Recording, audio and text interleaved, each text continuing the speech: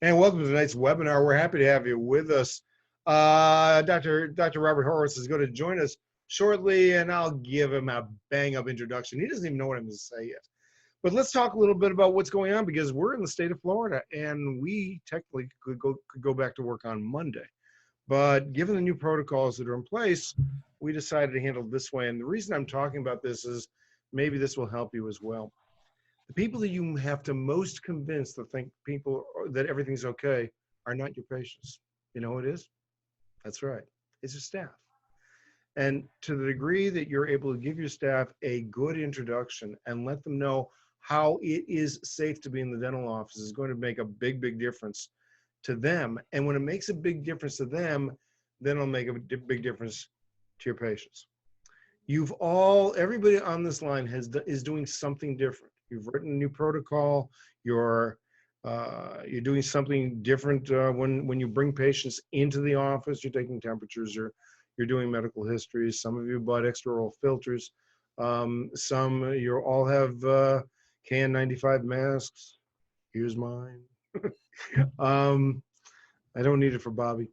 All of you have done something different. I would suggest, and I can tell you what we did. Our staff has been preparing for Monday and Tuesday of this week. And the first thing we did was to gather and do a staff meeting. In that staff meeting, I gave a lecture. Yes, I know most of you know that I lecture a lot. And so I had my PowerPoint ready to go. There's some great materials you can get off of the CDC website. Go to the American Dental Hygiene Association website. Go to the American Dental Association website. You'll get materials that you can import into a PowerPoint, or you can print it out and just show it to people. What you want to do is just show your staff what you're doing, help your staff participate, and answer any questions that your staff has had. Why do I say this? Because there are a number of offices who are doing absolutely nothing. And they're telling their personnel to do something to protect them. Well, it just doesn't stay with your office. It goes on Dental Peeps. It goes on Facebook. It goes any place where staff members communicate, and they do. So if you can stay on top, and a nice little lecture and things you can do to help your staff, if you're on top, that's the information that's going to go out on social media. It worked so well. And you're going to have different levels of staff members. You're going to have the staff members, oh, it doesn't make any difference. And you'll have those staff members who want to wear a mask all the time. You've got to gear it to that person who's most fearful right now. And if you make that person happy, everybody's going to be happy, and your patient's going to be happy too. So little word of advice. Dr. Robert Horowitz and I have known each other for what, Bobby? 15 years, 20 years? But at least. Yeah. Since we both had much shorter foreheads. That's right. Bobby has lectured all over the world. You've all seen him. You've seen his name, and it's testimony to that fact, or that there's so many people who are logged on to this webinar right now. But what Bobby does is to study with the best. And then the next thing he does is start to document his own cases. Bobby will use different combinations of materials. He is the cookbook of bone grafting, or he makes the cookbook of bone grafting. But what he takes away from this is results. And so the fact that he's documented the results gives us an opportunity to simplify what Bobby's done and to be able to take it back to our own practices. Bobby's in practice in New York. He's going to go into practice. When are you going to, do you know when you're going back yet? Nope. Our governor, who actually used to be a neighbor of ours, hasn't told us yet. Yeah. I'm assuming sometime early to mid-June. Yeah, I'm not surprised. You're in the epicenter area, so. The National Guard came in a mile from my office. Yeah. The first sent in. So yeah, and a mile from the house I grew up in. How do you like that? Yeah. I want to thank first the Oral Reconstruction Foundation, who's going to provide continuing education credit. I've been getting a lot of emails about continuing education credit. I promise you're going to get it. It'll take a couple of weeks. Essentially what happens is that I get the list. I see how long you've been on the webinar. If you've been on for the majority of the time, then you get your continuing education credit. I'm sending to the Oral Reconstruction Foundation. They're backed up just like all of us are. They have your email address because you logged it in just now in order to be able to get onto this webinar. And then Oral Reconstruction Foundation will send an email to you with your continuing education certificate, and everything will be fine. Anybody wants to look at this webinar again, go to directorofdentistry.com/learn, directorofdentistry.com/learn, and you'll have the opportunity of looking at Bobby and a little bit of me once again. So with this, I introduce to you Dr. Robert Horowitz. I thank you, Lee.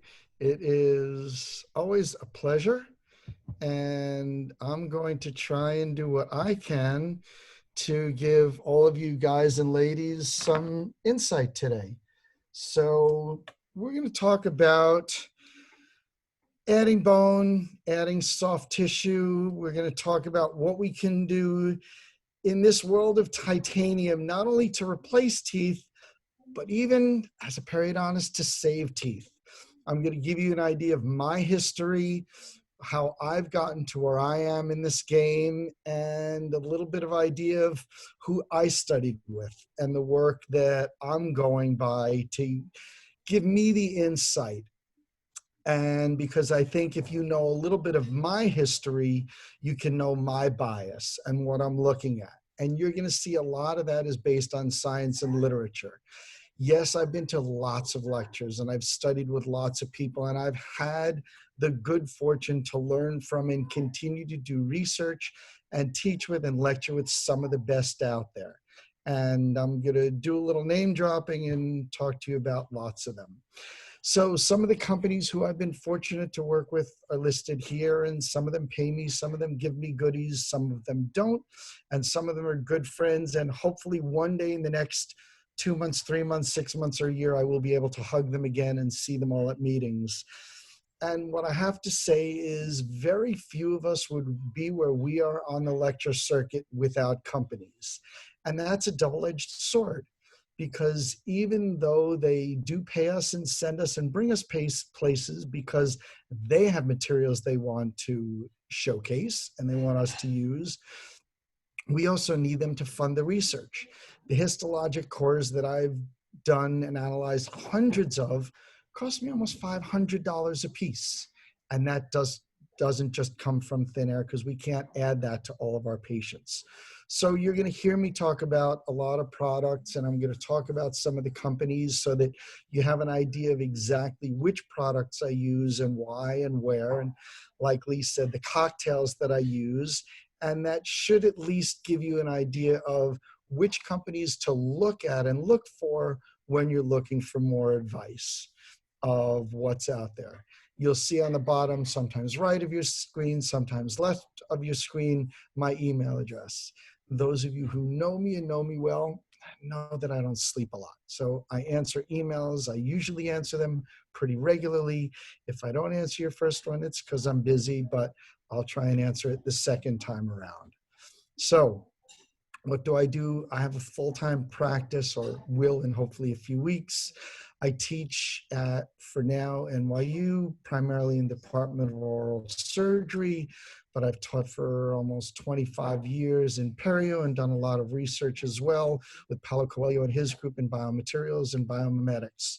So what that's done is given me a lot of access to a lot of people, both at Columbia in my training and at NYU and in regular meetings. So question is, now for the foreseeable future, we have Zoom meetings.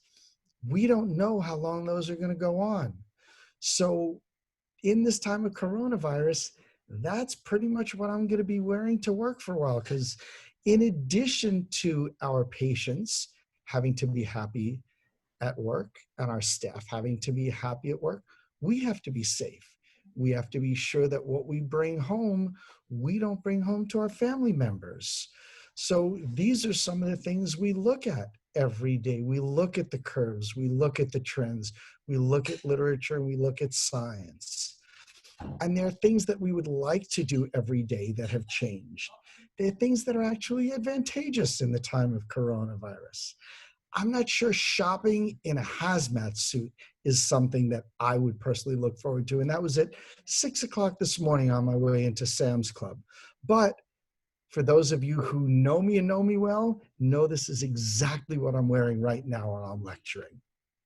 So let's look a little bit of history.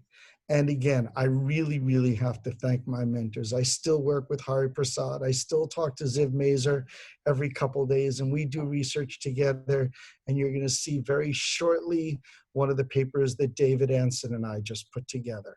These are some of my not only closest friends, but people who also believe in science and literature and doing the best we can, not only for every patient in every site, but saving teeth when we can and replacing teeth and using the best of science and the best of literature so we can use biology to help us with everything that we need. So, and I'm lucky to share all of my passion and all of my interest with Lee. And you should, when you go to his learning site, look and see what he has to offer and look at the things that he shares. We've had lunch seminars every day with another group that I'm one of the founding members of, the IADS, and look into that as well, where I'm on the head of the biomaterials and technologies, where I can share with people like Alan Farber, Colin Richmond, Paul Fletcher, and 150 other specialists from around the world. And, you know, I can use all this in my teaching and in my Zoom meetings. So what are we going to do today, this evening, or this afternoon, wherever you are in the world?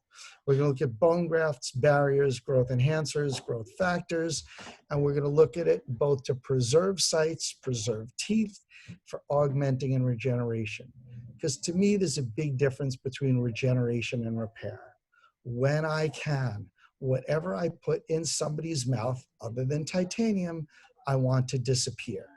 And I want it to be replaced by normal biological healing methods and materials and the normal biology and anatomy that were there around a tooth when that tooth was formed. Cementum, PDL, and alveolar bone. So when we place implants, I want to place them in as much vital alveolar bone as I can. However, in a sinus, in a lateral ridge augmentation, if we have to go far from the progenitor source, from blood vessels, from osteoblasts, we may need a scaffold that lasts longer and may or may not ever resorb. That may decrease bone to implant contact. That scaffold may be encapsulated in connective tissue to a greater or lesser degree. In those cases, you're going to see some of the growth factors and growth enhancers that I'm going to add to try and maximize bone contact with my scaffold, and therefore maximize either the chance of getting soft tissue regeneration to the tooth or to the implant that's in that site. Because as you see the histology on the right, that was done by Gloria Turner, who did Mel Amler and Sigstall's histology, and I was lucky enough to do mine. She actually worked at NYU for 65 years. She knew bone inside and out. This is showing perversion systems in bone. This was demineralized freeze-dried bone mixed with calcium sulfate, taught to us by John Sotosanti and David Anson, the simplest, most predictable way to form bone. However, because it's demineralized freeze-dried bone that was mixed, it can resorb. It can shrink over time as that woven bone turns over and becomes more compact or lamellar bone. Again, one of the reasons we're looking at some of the more mineralized scaffolds, like mineralized allograft, freeze-dried bone. Some of the work of Brian Mealy and others have shown similar vital mineralized component at histological analysis when comparing DFDBA to FDBA. However, that doesn't take into account the amount of residual graft at the time. So we're going to look into the past as we move toward the future. We're going to look at some of the gross, not the nano and micro mechanisms, but we're going to look at the interactions of the biomaterials and the growth factors inside and outside the whole. And we're going to use that so we can all develop similar terminology of how we can discuss it with that big question mark, any refers that we may still have left, and see how it's going to help us in future trends as we look at some of the other materials that come on the market. So let's look at some of the earliest bone grafts. And that was boiled heterogeneous bone, looking at the research all the way back into the early 1900s. Looked at different defects, look at different amounts of regeneration. However, what they saw in those cases is they saw some regeneration and they saw some pus. What did they see? They saw smaller particles were more desirable than larger particles. So even that literature I use to guide my selection of smaller particle grafts and more scaffolded grafts. As you're seeing on the bottom left of your screen, that's mixing a graft, a more scaffolded graft particle with LPRF. That's the original Chacroun method that was used for platelet-rich fibrin. On the right side of your screen, you're seeing small and large particle deep ground dentin right out of the smart dentin grinder from Cometa Bio. And I like to mix the two, and I'll show you why as we move along further. So now we move up into the 1970s. We move to what the oral surgeons used to call the gold standard for bone grafting material. And that was that was either allograft, either fresh or fresh frozen.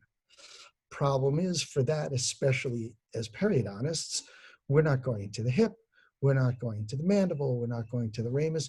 We don't like to go to another source.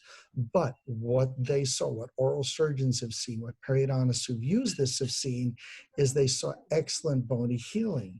However, there are issues.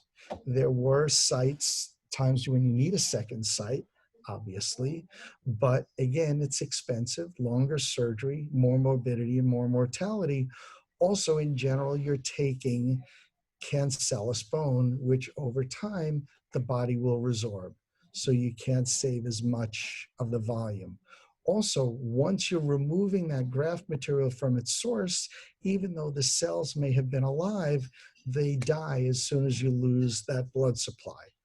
On the other side, for the people who mix autogenous bone in their grafts, who use autogenous bone like Jeff Ganellis does when he does his immediate socket implants, and he puts some of that in with their grafts. And I know a lot of people who do that. When that vital bone breaks down, those cells release kinins. They release the chemicals that will attract osteoblasts into the site to stimulate bone healing. So we're going to look at some of the classes of graft materials, some of the classes of enhancers we can use on the market, and again, look clinically in at literature, different volumes and shapes of defects, and see what we can use and why and where it takes us. So again, let's start at the very beginning. John Sotosanti, David Anson expanded on Jerry Bauer's work.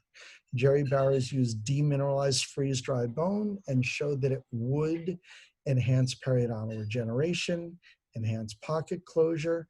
The problem with DFDBA alone that we saw in sinus grafts, that we saw in many other studies, is loss of volume and lack of predictability of work. So, problem with DFDBA is this. If you look at it chemically and physically, what is demineralized freeze-dried bone allograft? Collagen. Plain and simple, it's just collagen pre-coated to form bone. The advantage of what John Sotosanti and David Anson and others, Al-Ruhaimi, have shown is by adding just 20% calcium sulfate, you're now adding calcium into the mix, into the extracellular matrix. That will turn on osteoblasts. Quarles has shown that. Al-Ruhaimi has shown that. You can use the calcium sulfate not only as a growth enhancer, you can use it as a binder to increase the physical properties so the graft will hold its shape better. You can also make a barrier out of it. And John Sotosanti has shown this, David has shown this, many authors have shown it. There's even new biphasic calcium sulfate that Ziv Mazer and I have published on, and others have as well. So let's take a patient. And the ones that I'm going to show you are generally not simple defects, because simple defects, we know, like sinus grafts, you can put a lot of stuff in and they work. So let's take Rose. Rose has everything going against her. Buccal plate was missing down about 6 millimeters, paper thin, smoker, posterior mandible, lack of vasculature. So everything possible in this site is going against us. Thin biotype, but also for you young residents or dental students who are looking at this, what you need to be aware of when you're educating your patients in the future, take photographs. Not necessarily easy in the time of coronavirus, bags and changing gloves and all that. We still haven't figured out those protocols. But take a look at the bone missing mesial to the first molar. This is how you need to educate your patients. It's not selling dentistry. It's educating them. Just like Lee said in the very beginning about making sure your staff is comfortable with everything you're doing regarding PPE and office protocols, you need to make sure your staff is comfortable with your protocols for how you're treating your patients with your philosophies. So what did we do?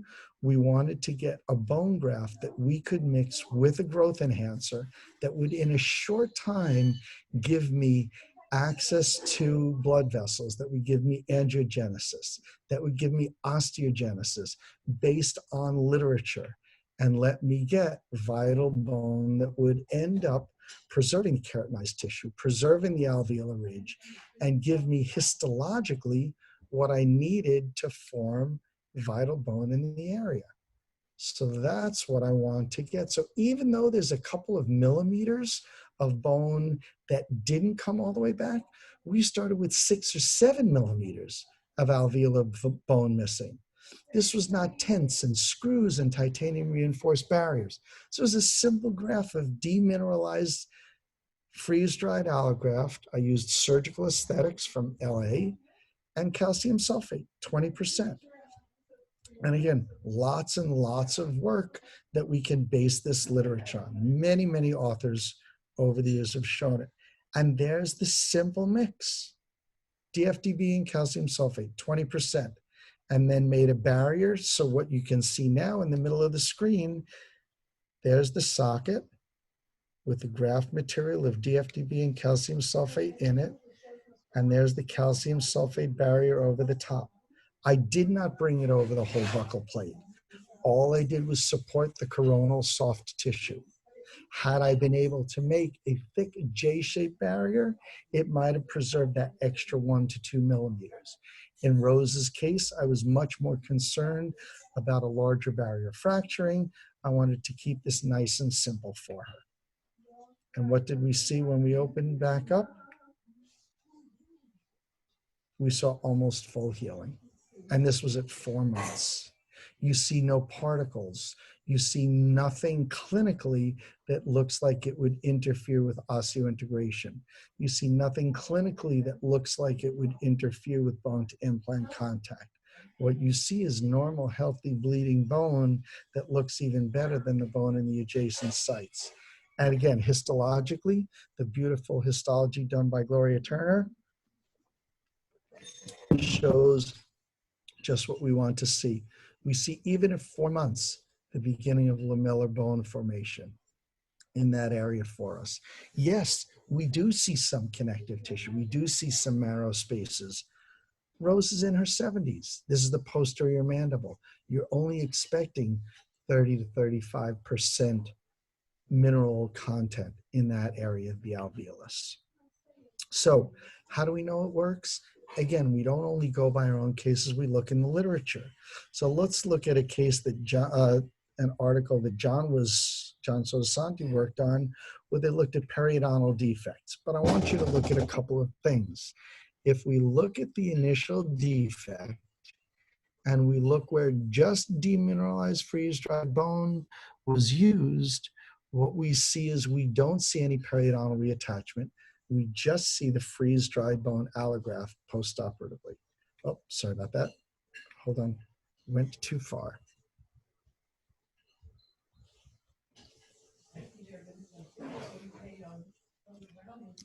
And that was on the left side of the screen. On the right side of the screen, where you see much fewer marrow spaces, you see more alveolar bone. Strokey, one of the really brilliant articles, actually used calcium sulfate itself as a bone graft material and showed that there was increased angiogenesis just by using calcium sulfate compared to autogenous bone. So again, increased angiogenesis. The basis for new bone formation is endothelium migrating into our graft site. Our osteoblasts, our precursors for bone formation, are going to follow the endothelial cells in.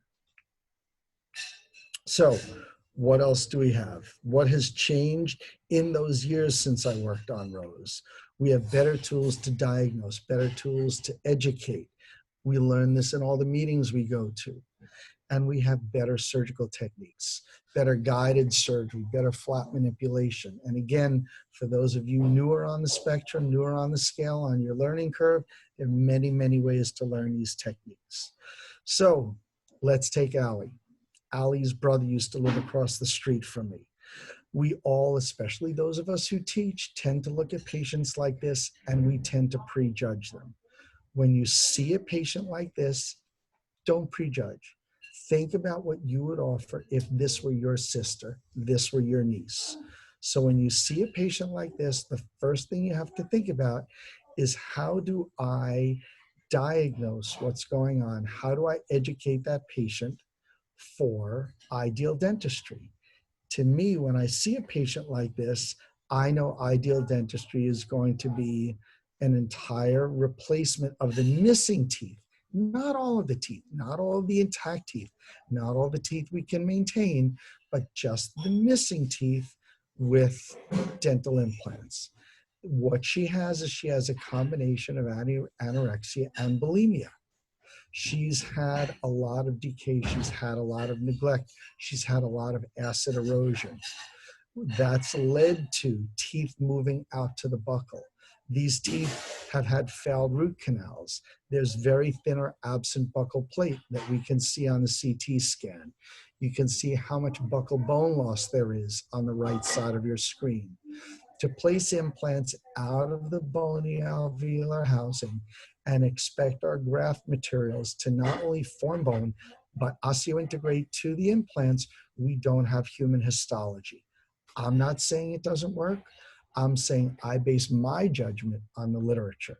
So when I see a patient like this, I'm going to try and regenerate the bone first.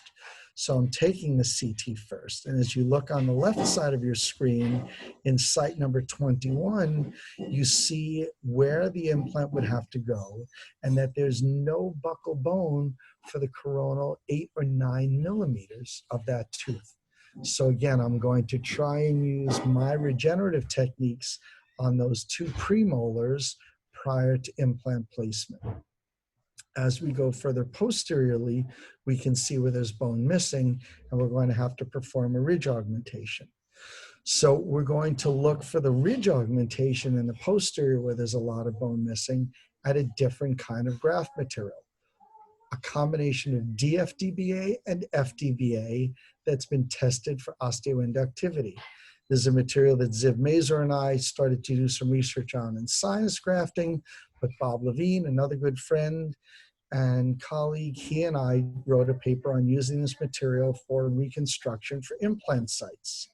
We're going to use a couple different kinds of barriers so you can actually see the difference between bioactive graft and bioactive barrier and conventional graft and barrier in the same patient in the same area. So the bioactive barrier and the bioactive graft are going to be posterior, and the conventional graft and barrier are going to be anterior. So if we look, we see in the posterior, we don't have the width for an implant in site 19, and we're missing a buccal plate in 18. 20 and 21, again, are missing 6 to 8 millimeters of buccal plate. Again, I'm not telling you that people don't do and can't successfully do immediate socket implants there. I'm telling you with the way I read the literature and in the absence of human histology, that's not in my standard protocols. So in the anterior, DFDB putty graft alone with a dense PTFE barrier. In the posterior, buccal decortication. This is a DFDB, FDB putty graft. This is called Regeniform. And over that, an amnion chorion barrier. That barrier is called BioExclude. As you can see, it's so thin, it's clear, it's see-through. There is no memory. There is no shape holding ability to it. But what I'm going to want you to do is look physically and then physiologically to see what happens after it heals. So let's look 7 months later. Now, again, remember, this is a patient who's had physiological and medical issues. Look at how much wider the bone is in the posterior, where we had severe collapse in site 19, where we had no buccal plate in 18, where we used a putty graft, Regeniform, where we used the Bioexclude amnion chorion barrier. No growth factors were added, no calcium sulfate, nothing else.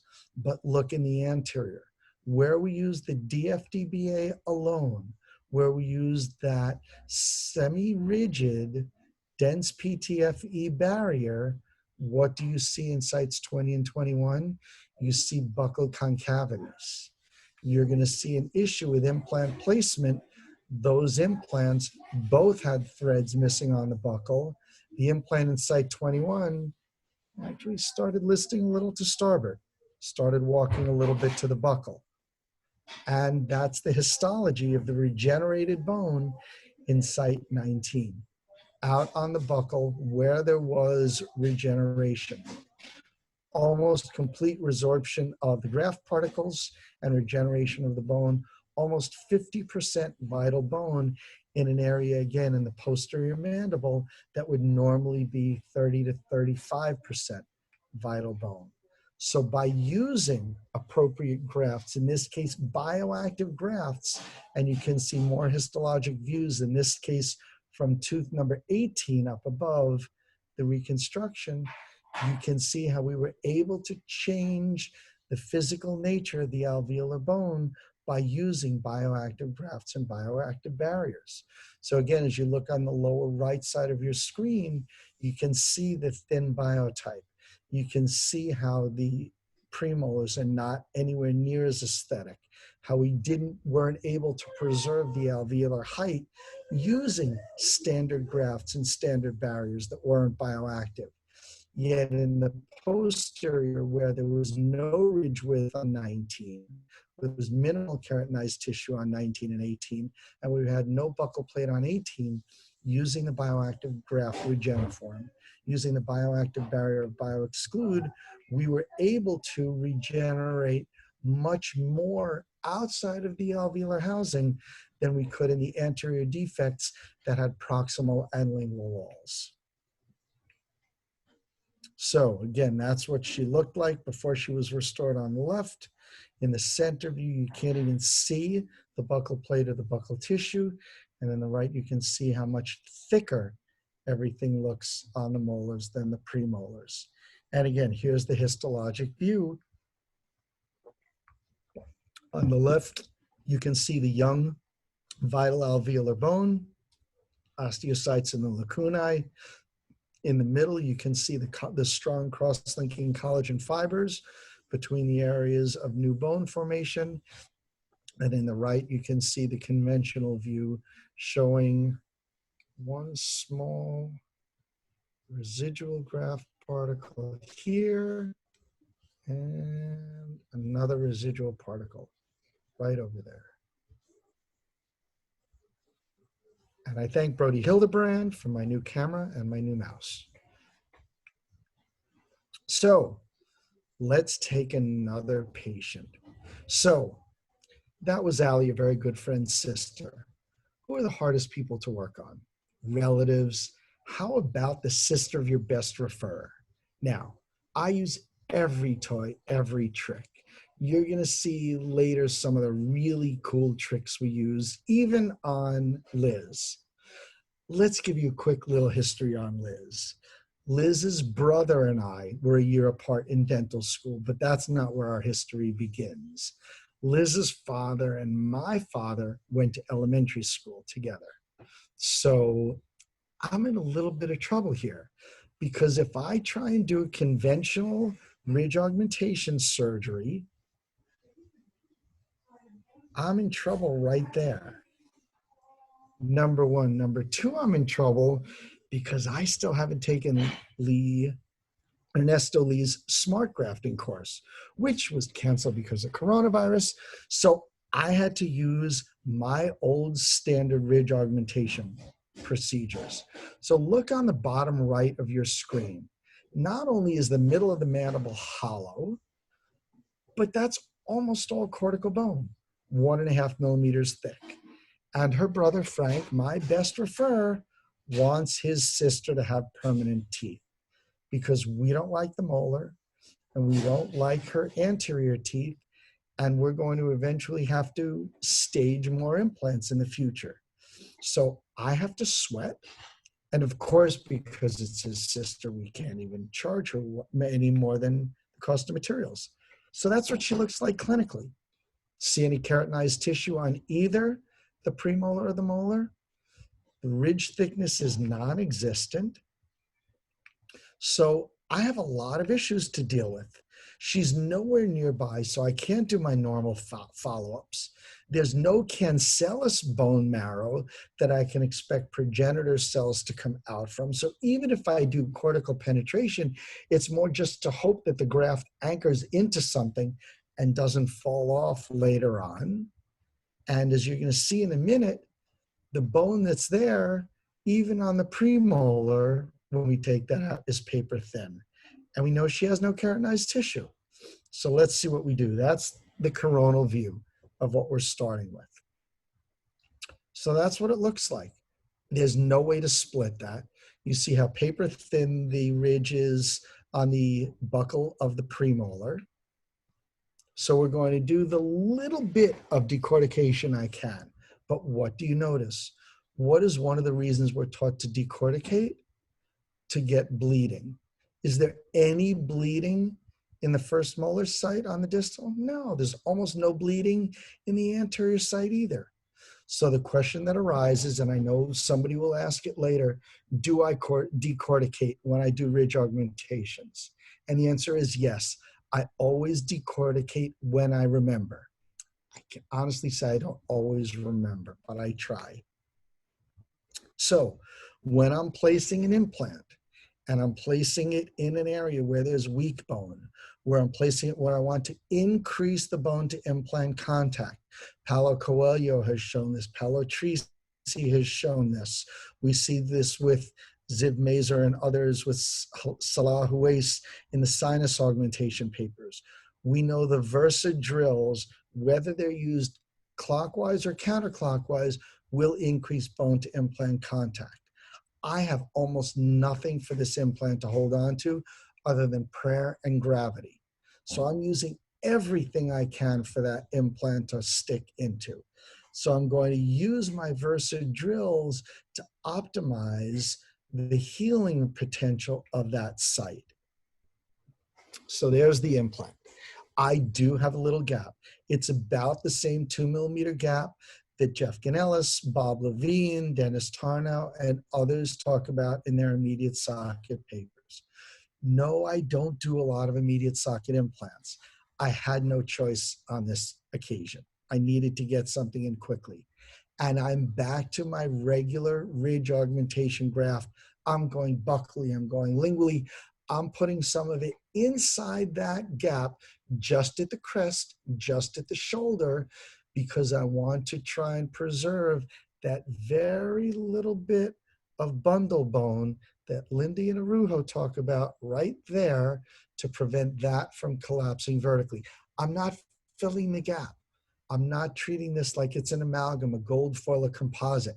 I don't want anything in that gap to interfere with buccolingual bone healing. I don't want to interfere with any of that blood clot, that fibrin clot going right to the implant surface. Hey, Bob, I just want you to know that we're not seeing, if you're saying right there and you're using a pointer, we're not seeing it on the screen. Oh, that's not coming through? No.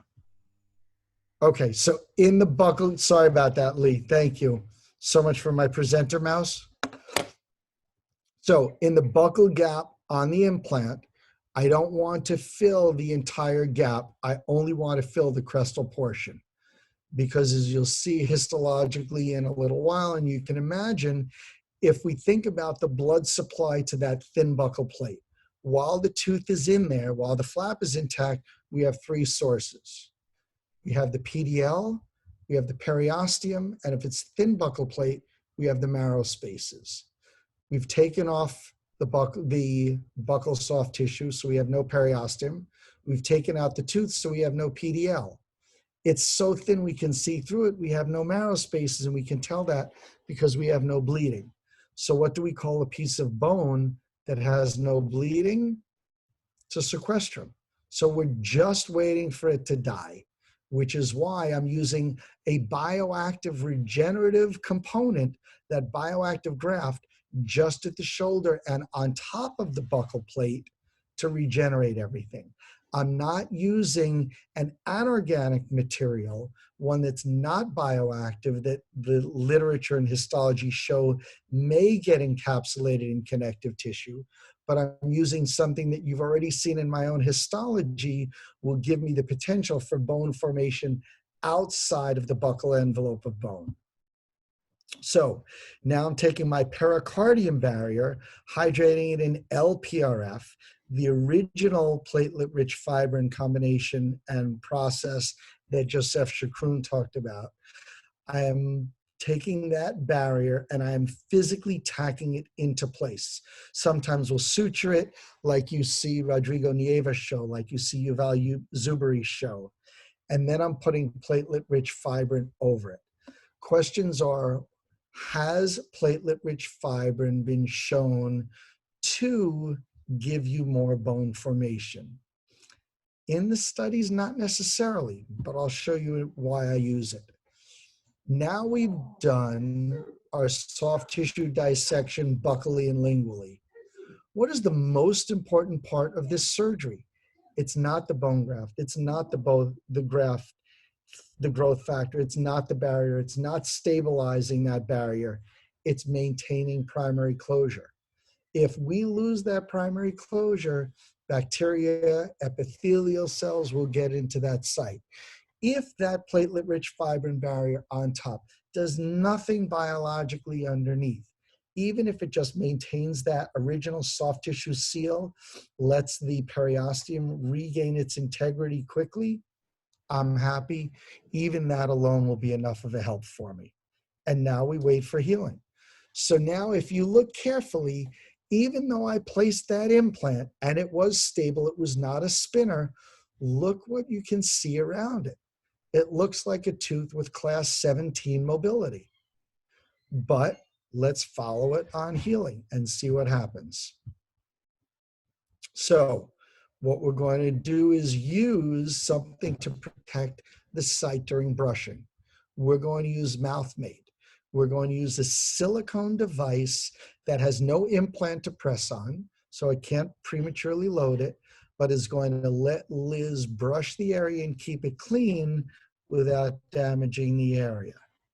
So why am I saying I'm going to leave 7 months for healing?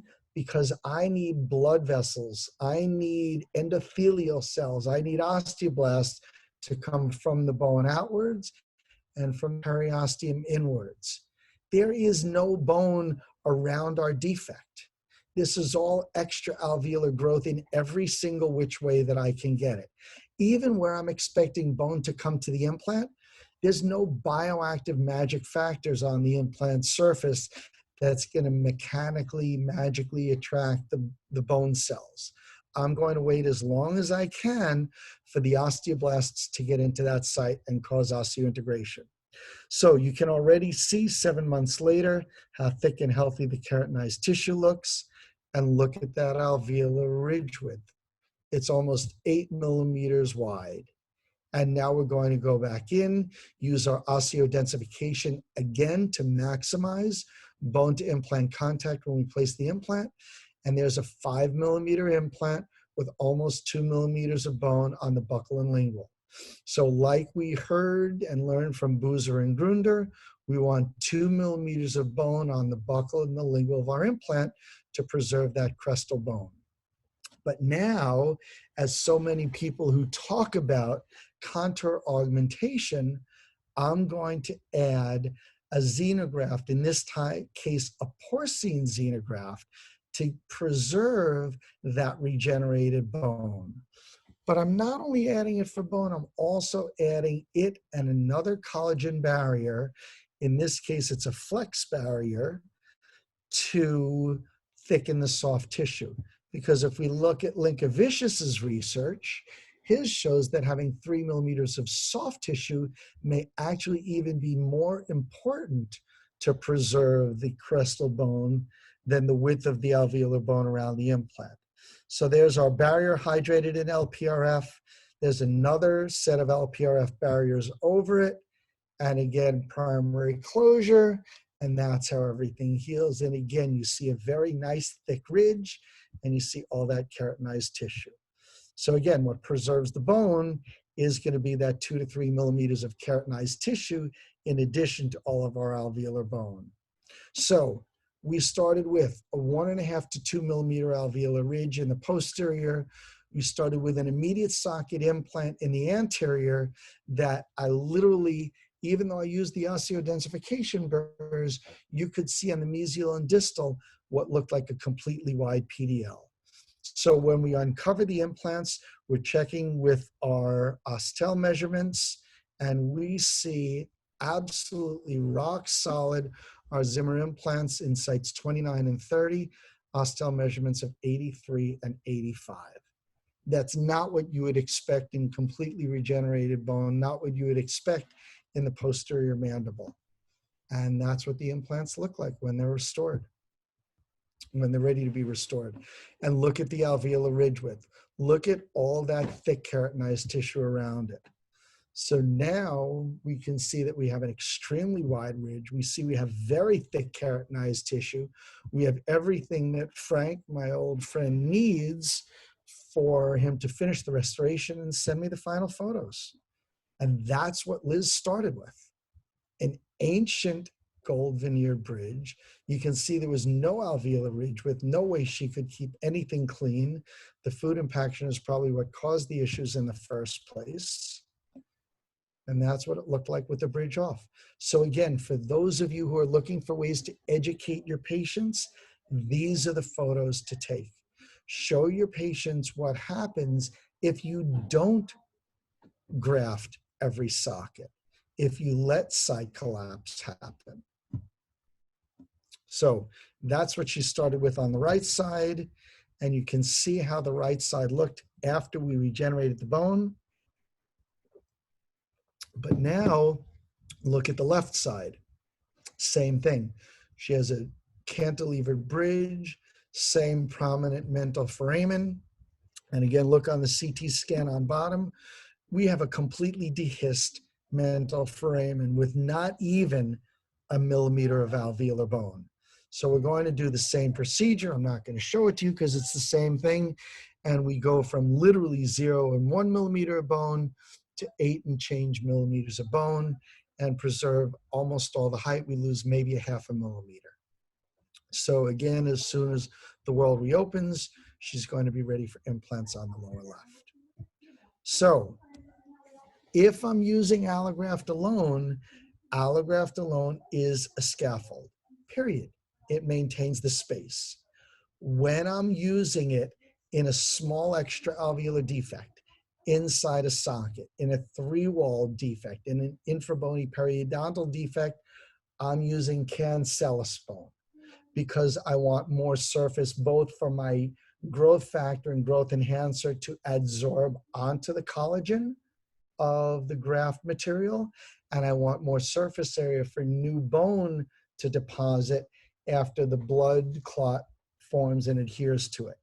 If I'm going extra alveolar, like you saw in these cases where I use the Regeniform, like you'll see in another case, that's when I'm going to use corticocancellous.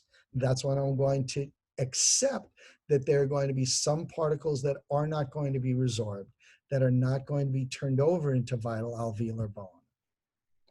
But the more bone that's missing, I'm going to use a growth factor when I can, whether that's platelet-rich fibrin, calcium sulfate, platelet-derived growth factor, and as you saw, the amnion corian, and there are other growth factors, other barriers that we can use as well. So the more bone I need, the more growth factors, the more chemotactic agents I'm going to need to bring in the endothelial cells, which are going to bring the osteoblasts, the stem cells into the area. So what's the most humbling thing? When you do all this beautiful work on your closest friend, and 3 weeks after you place an implant, after you did the extraction, do the regeneration, he said, you know, something just doesn't taste right. And it looks a little funny where you place that implant. And that's what you take out of his mouth. So what do? You eat a little crow, you eat a little humble pie, you go back to the basics. You diagnose. You look at your 3D x-ray, you look at your reconstruction. In this case, we used oral 3D, and we look and we see exactly what size hole we're dealing with. And we have nothing. We have a 12 millimeter buccal plate, we have a 5 millimeter palatal plate, we have 1 millimeter of bone to the nasal floor. Sorry, to the nasal concha. So I can't even do an elevation there. I need a full buccal plate. I need palatal bone. I'm going fully extra alveolar. I need graft. I need growth factor. I need a semi-rigid barrier. I need a barrier that, if I could have one, would even become bone itself. So I'm going to accept, in this case, corticocancellous mix, because I know that graft is going to have to be there not only when I place the implant, but beyond that, and is going to have to resorb and remodel possibly for years. But I'm going to need to add growth factors. I'm going to want a membrane that may itself become bone. So again, I'm going to get my surgical aesthetics mix, in this case, corticocancellous. So you can see on the right side of your screen, you can see the long slivers of cortical bone. Those are going to stay there for quite a while. Those are going to give me the ability to preserve that extra alveolar volume. So even if the cancellous particles are resorbing 3 months, 6 months, 9 months, the cortical will hold the shape longer. So when we make a PRF block, a bone block using the PRF, we're going to take platelet-rich fibrin using Chacrun's original method. We're going to make the plugs, we're going to squeeze them down in the box. We get this from the IntraSpin kit. We get that from BioHorizons. After we squeeze down the plugs, we're going to hydrate our graft with it. And then we're going to think about the different kinds of bone and what would happen if we don't use the bone and what could happen. So let's just take a quick look at allograft itself before we finish on what we could put in it and what it would become with the PRF. So when we look at Henry Greenwell's group, this is a paper done by Iacella, and we look carefully at their numbers and what they saw. And if you look carefully, non-grafting a socket, we all know, leads to 35 to 50% site collapse horizontally. And we know from Yilmaz's work, 1.35 to 2 millimeters of vertical collapse. So if this is the buccal, you're going to go like this every time. And they only saw about 10 to 12% collapse horizontally with the grafted. But let's look a little more carefully at the histology. When they did the ridge preservation group, so when they grafted with allograft alone, they saw 65% bone mineral. However, only 28% of that was vital bone, 37% was residual freeze-dried bone allograft. So 37% allograft and 35% connective tissue, none of which have osteoblasts, none of which have blood vessels, none of which can osseointegrate. So they only, in this particular study, only 28% of the site that was grafted with allograft alone was able to be used for osseointegration. However, the extraction alone, even though it lost volume, 54% was able to be used for osseointegration, bone to implant contact. So When people talk about using a graft alone, if you end up with graft particles that are intact, if you end up with graft particles in connective tissue, you're not going to get bleeding in the area. You're not going to get that fibrin clot to your implant surface necessarily. If you don't have that fibrin clot on your implant surface, you don't have the path for the osteoblasts and osteocytes to come to the implant surface to get your osseointegration. My concern, we don't know long-term what the results on that may be with some of the graft materials. That's why I look at the histology, and that's why I share the literature with you. So if we look at the results from ISL's paper, in the non-grafted site, which you see on the bottom left, look at where the thin buccal plate was on the premolar. This is like what happened with Allie, that first case I showed you on my anorexic bulimic patient, and missing buccal plate if you don't graft or if you use the wrong graft.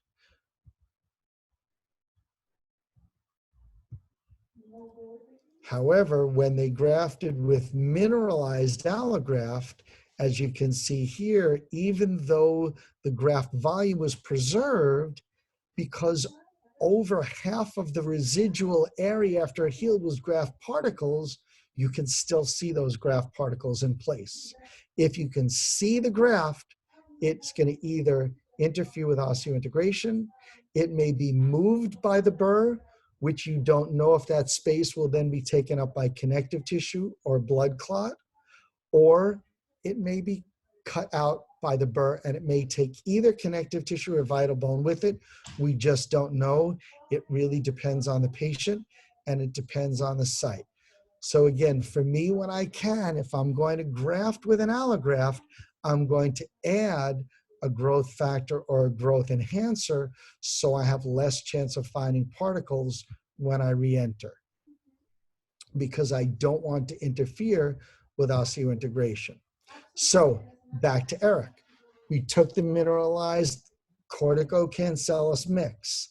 I added platelet-rich fibrin first from squeezing the plugs, and now on the right side of your screen, adding the liquid from the white-topped tubes. What that's going to do is going to let me make the plug that you see in the middle, the sticky bone, the bone block. So that bone block is now going to fill the shape of that defect for me. And what that's going to do is not get washed out of that site. So that's the graft. Now what you're seeing on the left side is a completely different barrier. That barrier is called OSSIX+. It's a ribose-linked collagen barrier. And you're going to see in a minute why I used it. Now, the other difference between the way I use barriers and the way some other people do, as you've seen, is I always place my barrier outside of the bone, inside the periosteum. I want as much volume for bone graft formation as possible. Even if I'm using a thin barrier, I want it outside the alveolar bone. So now you see where the bone block is inside the barrier, and it's going to go all get tucked underneath the periosteum. So again, we have an LPRF block of bone. We have the ribose cross-linked collagen, the OSSIX+.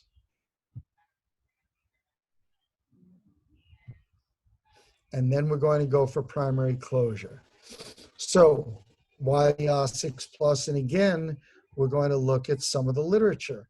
Todd Shire, who's lectured on some of the lectures for the IADS group, Yuval Zubri, one of the consultants for OSSIX+, and Rodrigo, who just gave another lecture on it last week. And they've all showed outstanding clinical and histologic results using that barrier around teeth, instead of teeth, replacing teeth, and Todd even showed it in immediate socket implant cases. So let's look at Yuval's study, because Yuval's study is the main reason why I'm using it in this particular indication. because what Yuval's study showed is not only by 6 months full degradation of the membrane, but calcification of the membrane within 4 months. There are no other membranes that we have that will fully calcify. So this membrane will not only act as a true guided tissue regeneration membrane and let bone form underneath it, as the histology shows, but it will also become bone itself. Now let's go back to the questionable use of platelet-rich fibrin. So many of the studies that have been done on platelet-rich fibrin do not show a histological advantage of it over non-using it. However, it gives us lots of growth factors. When you use LPRF, the original method that Shakroon showed you, the way I'm mixing it now, it gives us the advantage of up to a month of growth factor release. Is that statistically significant or is that clinically significant? I can't answer that because we don't have enough long-term studies. Rick Myron, with his new method, shows even more collection of cells, which should give us more growth factor release. I was just about to start using that in the middle of March when coronavirus got us. So again, the barrier gets placed subperiosteally, another platelet-rich fibrin barrier over it. Again, whether or not this last barrier is going to increase bone formation, it will help me ensure my soft tissue seal, and that's what you see here.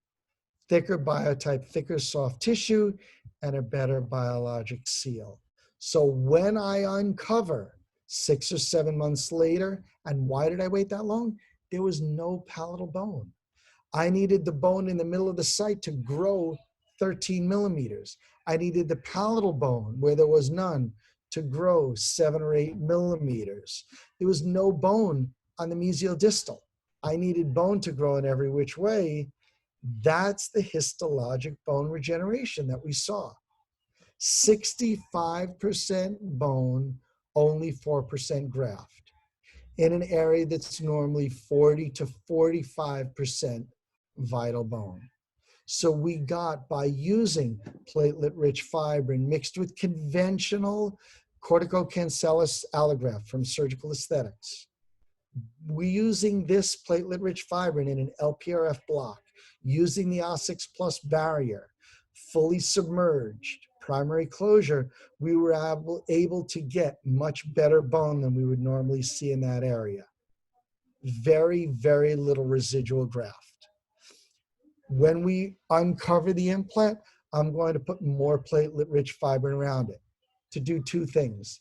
Ensure that we preserve the crestal bone and maybe help the papillae heal a little more quickly. That's all. So we see on the 3D X-ray that we got the full height and width restored, and over time that papilla starts to fill in. So Eric is very, very happy. So let's look at a simple extraction, upper left central. We can take that out in our sleep. Little anesthesia, rotate, tooth drops out, right? Now let's look at the risk factors. No money, chain smoker, no home care. And just take a little look at the apex of tooth number 10. So on the CT, we see before the extraction, we see a PAP, and we go right through the buccal plate on 9, but we also see the beginning of a PAP on tooth number 10. So again, when we look at Iacela's study, we know if we just use conventional graft material, we may end up with a lot of residual graft particles. So we're going to think about using an augmented or an enhanced graft. So we took out the tooth, we grafted with FDBA mixed with calcium sulfate, placed an implant, loaded the implant. Look in the middle third of that implant. Doesn't look happy, but it also doesn't look happy at the apex of 10. So maybe we got what my friend Harold Sussman talks about is an apical infection on 10 that worked its way over to the implant. Now we're in trouble. Now we take out 10, now we take out 9, and we have no bone anywhere, and we have an infection on 10 brewing as well. So now let's see what we have. We have a big massive hole on 9. We have no buccal plate. We have a hole on 10. We have a periapical lesion there. And we have to graft it. So I'm going to graft with Bioactive. I'm going to try and treat all of those areas at once. I'm going to use my EK debridement burrs to treat everything. I'm going to put a PRF block of just cancellous allograft because there is enough bone that I don't think I have to worry about it. Again, from surgical aesthetics, and get primary closure. In this case, I put a tack on the palate, used titanium reinforced, but I missed something. There was a little draining fistula on the palate. Thank God for smokers. It keeps us on our toes. So what happened over time? That's what we ended up with. 0 healing. He smoked his way right out of that bone graft. So now we're going to use our Navident software. We're going to plan our CT guided surgery to get an implant in 10. And we're also looking to see what's left in 9. And if you look in the middle, you'll see exactly the views that we see from the Navident software. And you see on that blue square in the middle, absolutely no buccal and palatal bone right in the middle of that site. I am only putting an implant in 10 and nothing in 9, but I still have to figure out how to get the implant in 10 precisely so that I can give him a restoration, whether it's screw retained or cementable, in exactly the middle of that bone so we can maximize the bone to implant contact. Also, if you look in the right-hand yellow screen, the one right under that second end of navigation, you can see the size of that hole that goes all the way through the palatal plate. Again, not a simple defect to fix since we've already had 2 surgeries up in the area. That's what we're going to end up with when we're ready to place the next implant. So how do we get there? Now you see on your left exactly what it looked like. So the implant in 10 was placed again with the Navident system. The site in 10 had a hole buccal through palatal. Again, PRF block, cortical cancellous mix, but I'm going to do one thing differently this time. I am going to use a very different barrier because I'm going to look at what I did wrong, and I'm not going to go for physical support. I'm going to go for biological activity. I'm going to decide that the biological activity of having a barrier that will give me antiseptic ability, that will give me the ability to heal with growth factors and binding proteins, and everything that I know my bioexclude barrier will give me, I'm going to use that over any chance that physically supporting my graft will matter. So I'm going to choose an amnion-chorion barrier in this case and go for the biological strength rather than the physical strength. So what does this go back to? The early days when I started my implant fellowship in 1994, I met a man, Dr. Andy Toffe, who said, "Bob, you seem interested in science. I would like you to do some research on growth factors in pigs." And he started my research career by sending me to Italy to do research with Jeff Lemler. Fast forward 20 years, his son and I are now doing research together in Snoasis, which is the company that distributes BioExclude. So Andy, as I always thank you in person, I thank you from here at a Zoom meeting for starting off my research career. So again, we're using PRF in the growth factor for release of growth factors. Again, we're going to, when the world reopens, I'm going to look at Rick Myron's method to see if statistically increasing the amount of cells may make a difference. But look at what the amnion-chorion barrier, as thin as it is, as flexible and no memory as it is, what it gives us. Look at all the growth factors that are available in fresh amnion-chorion that are maintained in the purine processing that Snoasis sells us. And again, there's literature that backs this up from clinical studies and presentations by Dan Holtzclaw, Dan Cullum, and others, to scientific literature in spine and neurosurgery and ophthalmology. So again, we're going to place this implant as well with the Navident, with the dynamic guided navigation surgery to get it exactly where we want. And look what you see both in the left and the right. So where there was no bone at all in site number 9, only about 1.5 millimeters thick, with a hole that you could have stuck your pinky all the way through buccally to palatally, we have 3 millimeters on the buccal.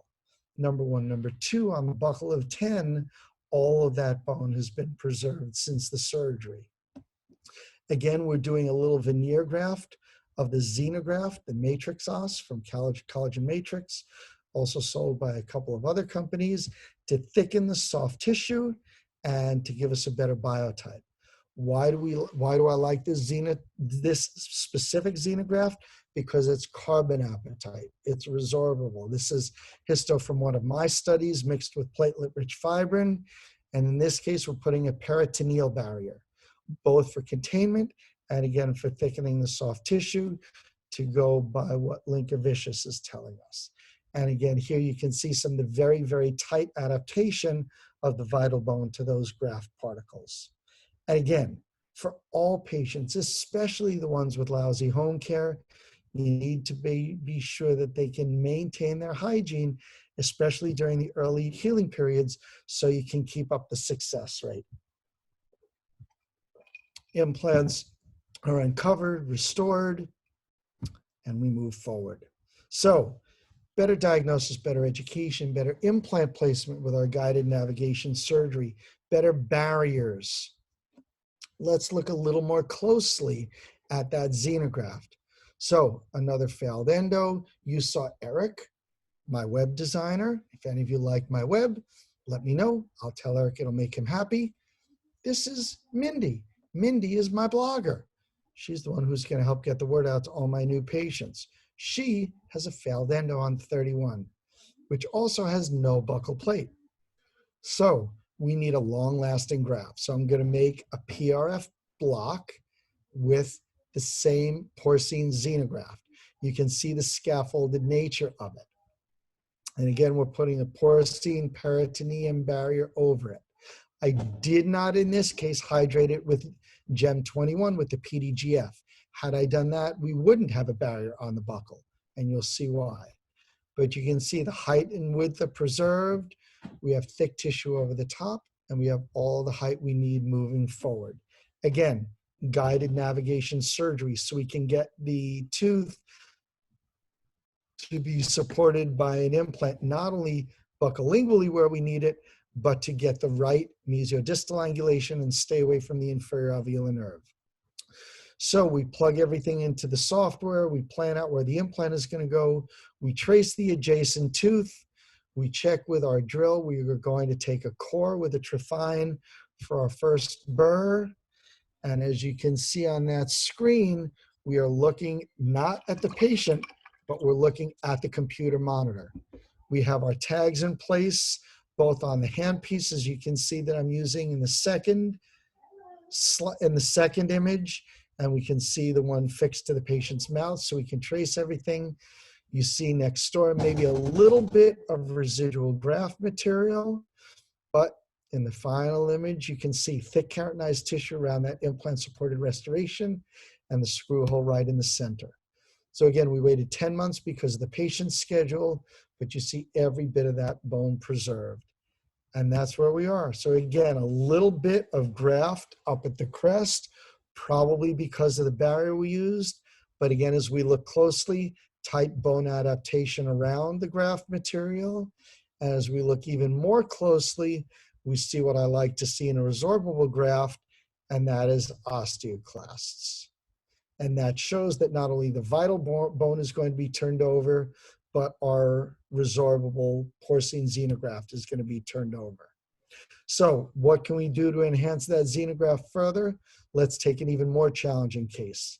How about a patient who has not only an under-contoured restoration on number 19, where the socket graft didn't work properly, where someone else placed the restoration, but she has sensitivity on the distal of 20, and she has a perioendo lesion on fractured tooth number 18.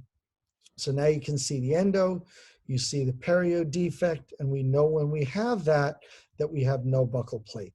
So we're going to need a much more substantial graft there. Also, we know we can't afford to lose any bone because we only have about 1 millimeter left above the inferior alveolar nerve. So if we're going to use now, instead of platelet-rich fibrin, but if we're going to switch and use platelet-derived growth factor, we're not going to want to use a barrier over most of this. We may put a small barrier at the crest, but we know the way this graft works and the way this growth factor in particular works is it recruits stem cells primarily from the periosteum. So you don't want to place a barrier that will restrict the recruitment of cells from the periosteum. And this is from one of Dr. Nevin's papers, where the graft alone, when it healed, left a concave result, and the graft mixed with platelet-derived growth factor left more of a convex result.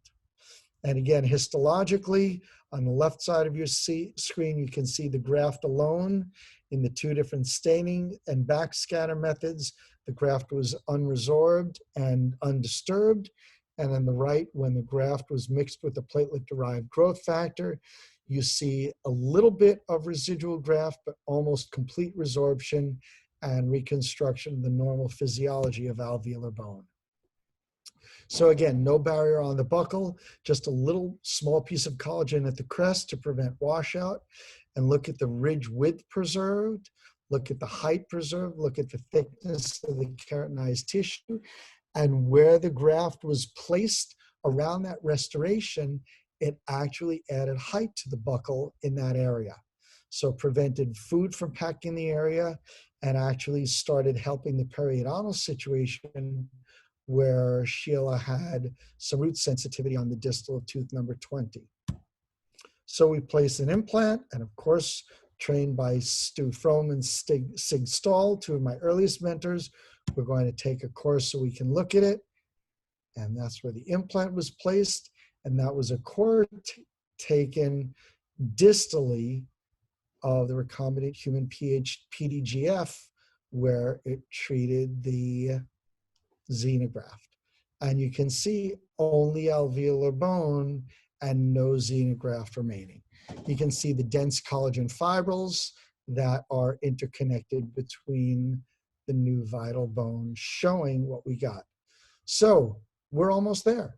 She still has a little recession, and the implant is in, the implant restored. We got the contour fixed on 19, but it's Sheila, and we like Sheila, and we want to treat her and make her better. So what are we going to do? We're going to figure out the best way to treat teeth numbers 20 and 21. So we can do a free gingival graft. Oh, by the way, this is for my friend Mark Terry, because Mark Terry doesn't really like abbreviations. So all these abbreviations are for him and for no one else.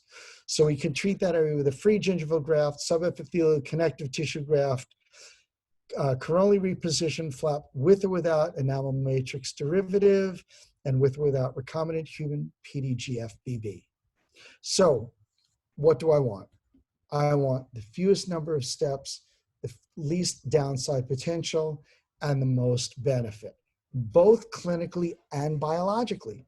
So to get the biological results, I need to look in the literature. I need to look histologically.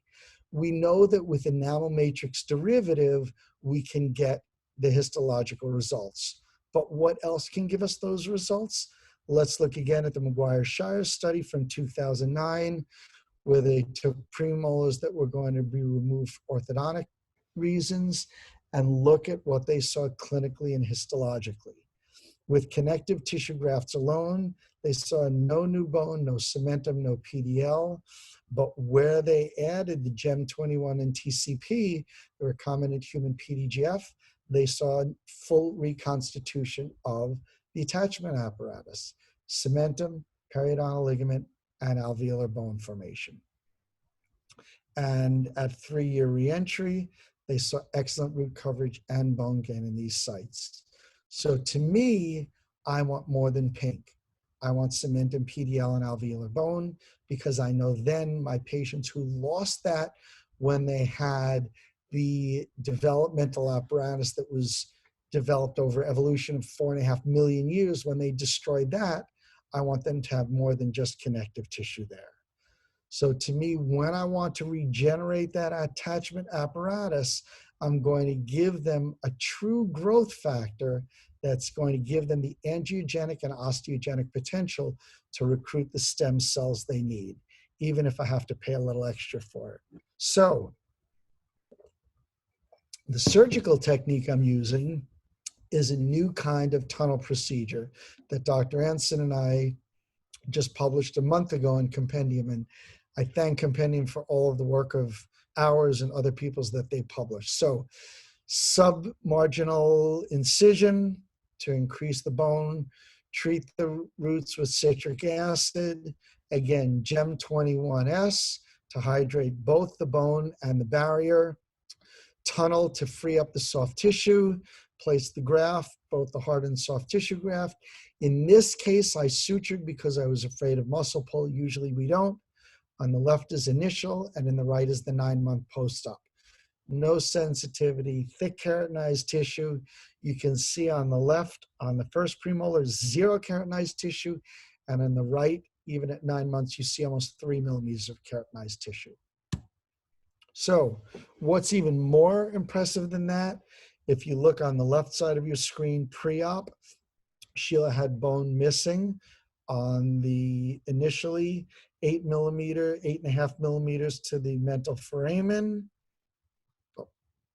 And we got almost 11.5 millimeters. We got 11 millimeters above the foramen and full reconstitution of the buccal plate using just the simple porcelain xenograft with the GEM 21.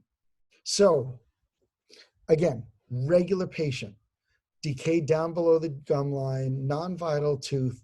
If we were to do crown lengthening, forced eruption, look at the risk factors she has. Look at how much bone she lost in the first and second molar areas already. Is she the ideal patient to do all this heroic dentistry for? Thin buccal plate, thin soft tissue. Do we have a better way of treating her that may preserve all this bone?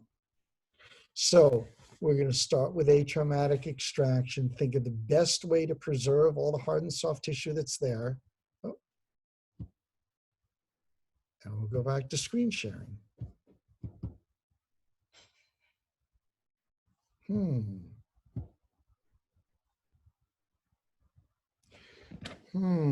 Lee, hold on one second. I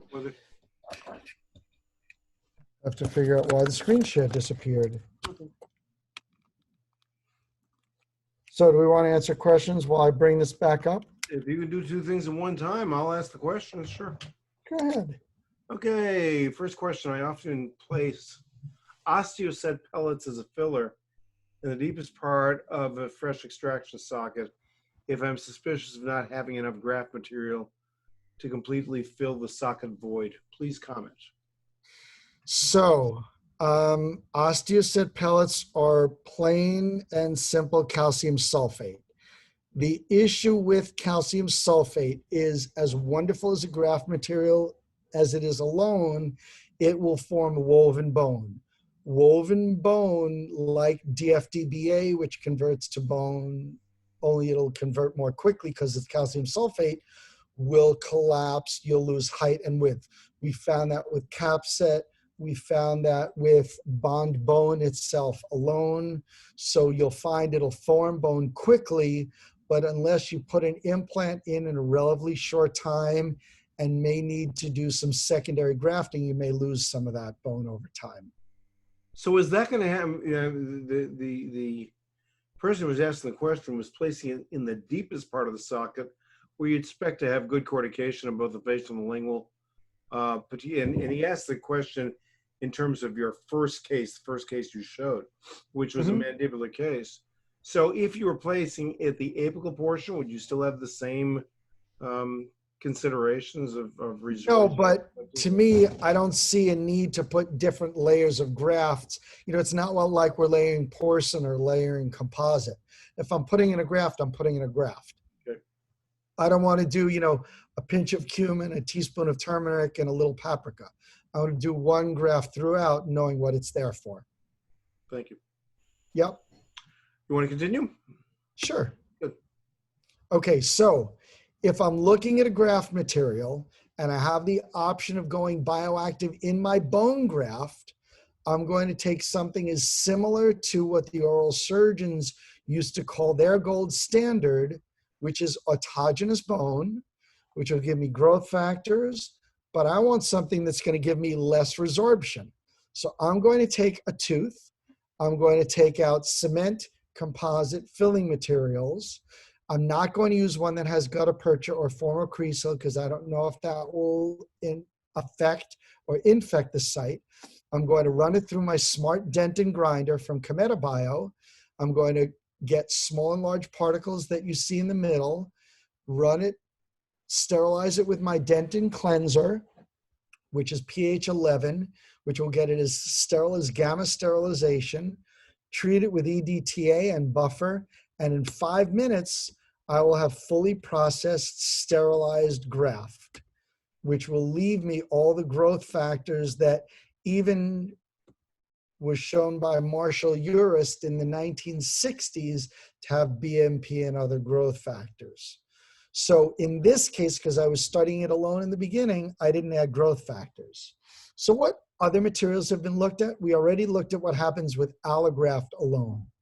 What if we look at xenograft alone, bovine xenograft alone, and look at Zviartsy's paper on the left, and look at Zviartsy to another one from his group on the right. So on the left, in human sockets, coronally, they saw 16% vital bone, and they quoted themselves in the paper that the graft didn't resorb in 9 months. The study on the right, they did in animals where they preformed sockets, then put bovine xenograft, and looked histologically over time. And at 3 months in a dog, which is the equivalent of 9 months in human, they saw histologically that all that bovine xenograft was encased in connective tissue except the very, very edges. And again, this is their histology right from the study. So my concern about that, in both of these, if you take an x-ray buccolingually, all you're going to see is bovine xenograft. You won't see if it's formed bone or not. And if you look histologically, both of these cases and their conclusions in their literature show that it does not form bone in the time frame that we want to place implants. So if we look back at our patient, initially we had an 8.1 millimeter ridge width, 12 millimeter height to the inferior alveolar nerve. And when we go back in, 7.9 millimeters wide. And when we look at it, when we place the core, we don't see particles, we see bleeding.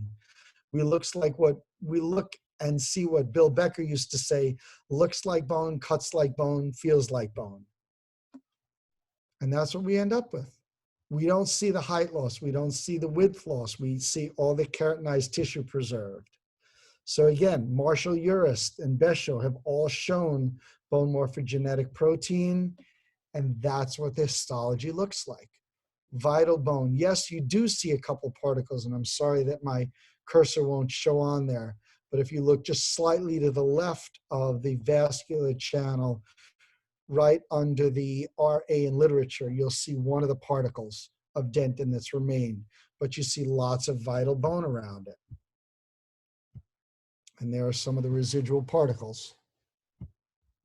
So we know from the literature on demineralized dentin processed using the Cometa Bio smart grinder, we know that you can form bone.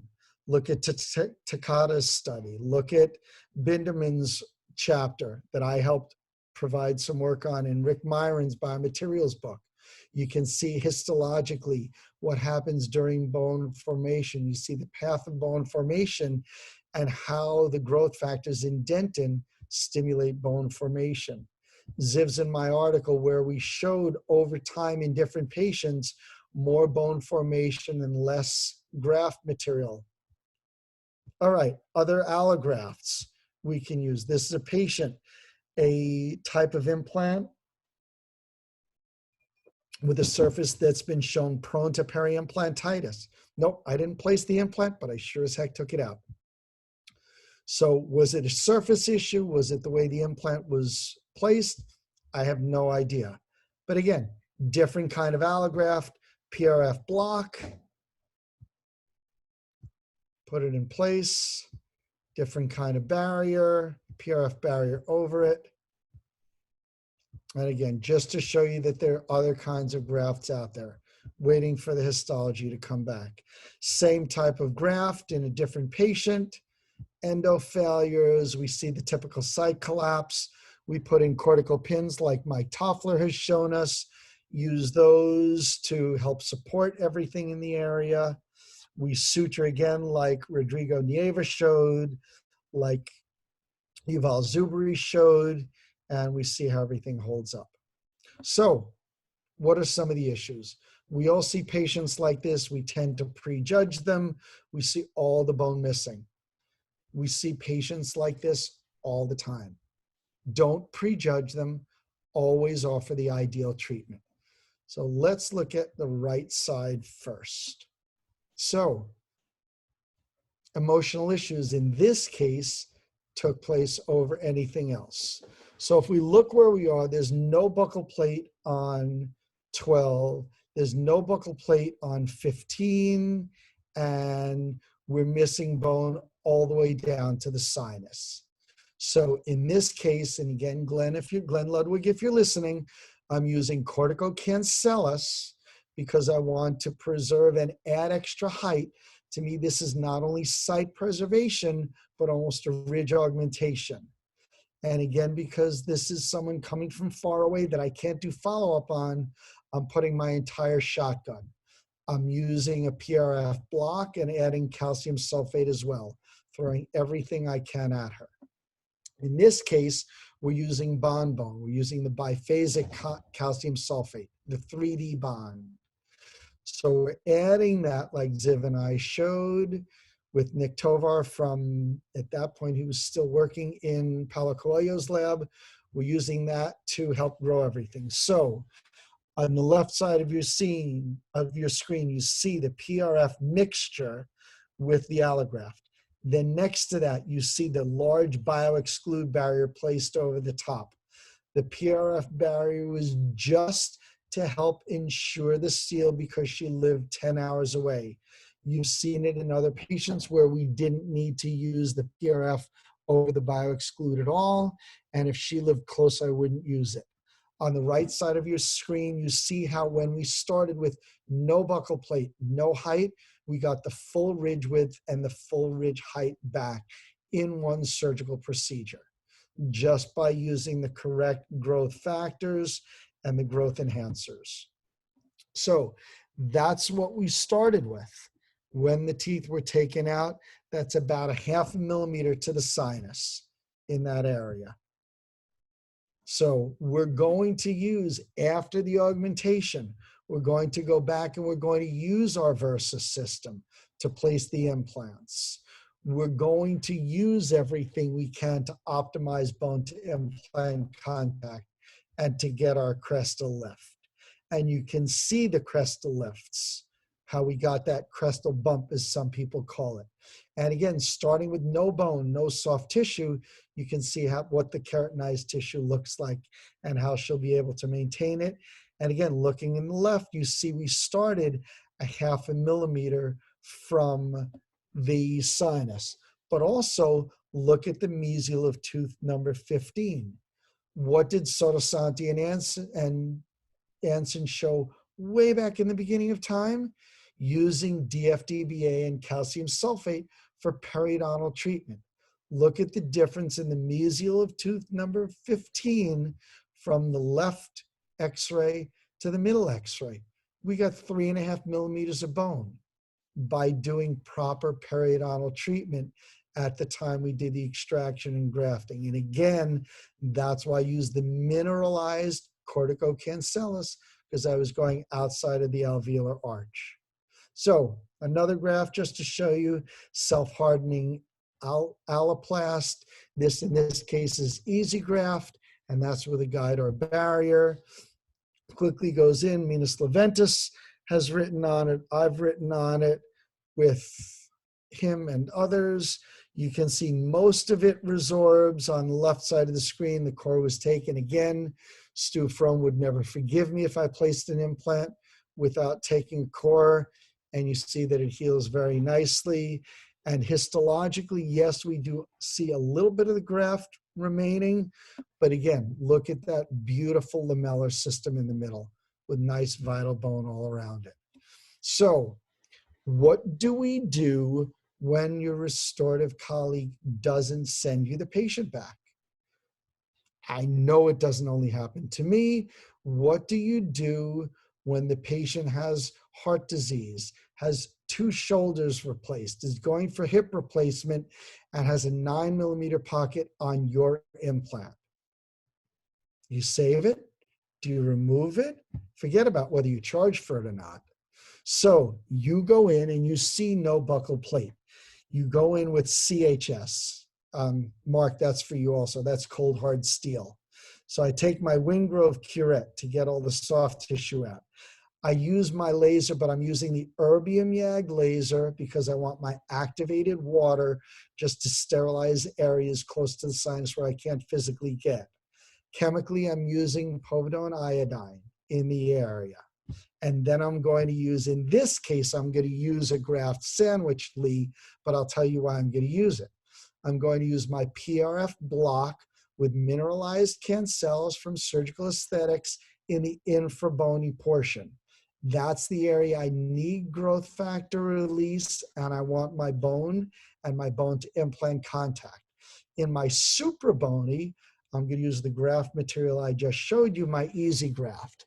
That is going to either become bone or get epithelialized over, like Venus leventis and I have shown in our papers.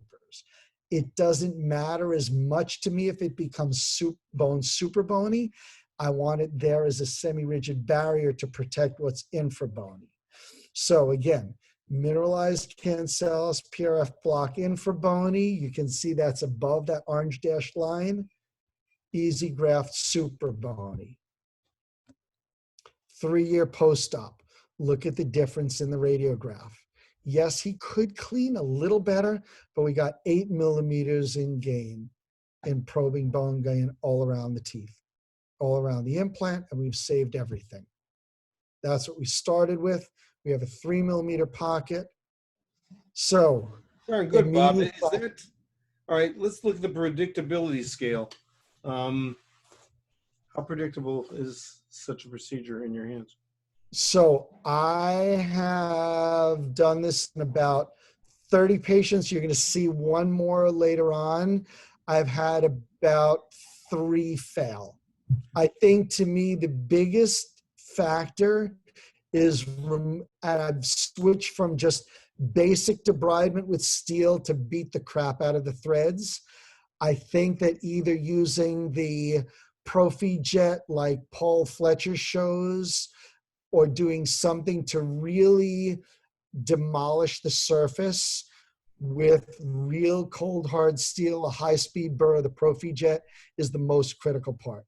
So the erbium YAG will not do enough for you.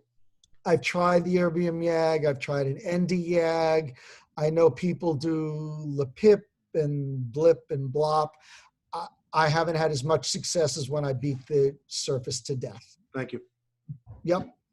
So immediate socket implants. Again, as you can see, because I'm taking core samples and doing histo, I don't do a lot of immediate sockets. But when I do it, I'm going to show you what I do. So I start with my Versa drills and I move whatever bone I can, as you see, as far buccally as possible, so I have a minimal gap. And then in that minimal gap, I'm going to put something bioactive. I'm going to put mineralized cancellous with PRF. I'm going to put, if I have it, demineralized ground dentin. I'm going to put something only up at the shoulder, only at the top to protect that shoulder. And then I'm going to put BioExclude over it. Whether or not I put a restoration on or not, I want BioExclude over it to keep that graft in place, giving me binding proteins, growth factors, and everything there, and for the soft tissue to hold up against it. I know Bob Levine, Jeff Gunnell show 5, 10, 20-year follow-ups. I won't be able to on this patient because I placed the implant on her at 97.5, and this is a follow-up when she was 100.5. So God willing, she would live so long. So what else? This is another graft. Okay, so what else do we know? We can use different kinds of xenografts. I showed you a little bit about osseodensification. We know, and again, this is from Paulo Coelho's brilliant research. We have it on Paolo Trisi and others. Whether you drill forwards or backwards, clockwise or counterclockwise, you're going to get a better bone to implant contact. I'm using some new drills out of a company in California where you literally go 2 millimeter drill, final drill, shaping drill. Again, better chance of creating less healing, less drilling error, and in this time and place in our lives, less aerosolization. So what we're looking to do is create less issues, stabilize our implants in weaker bone, and spend less time making aerosols. So can we also save teeth? Lee, we're almost done. I have 2 quick cases. So what would you do on this patient? Let's look at her overall upper arch, and money is an issue. And I'll tell you her teeth on the upper right are the same. If we take out these 3 teeth, which most of our titanodontists would do, and offer her an all-on-4, she wouldn't be able to afford it. She would be at a denture. So there's a failing endo on 11. There's a failing tooth on 13.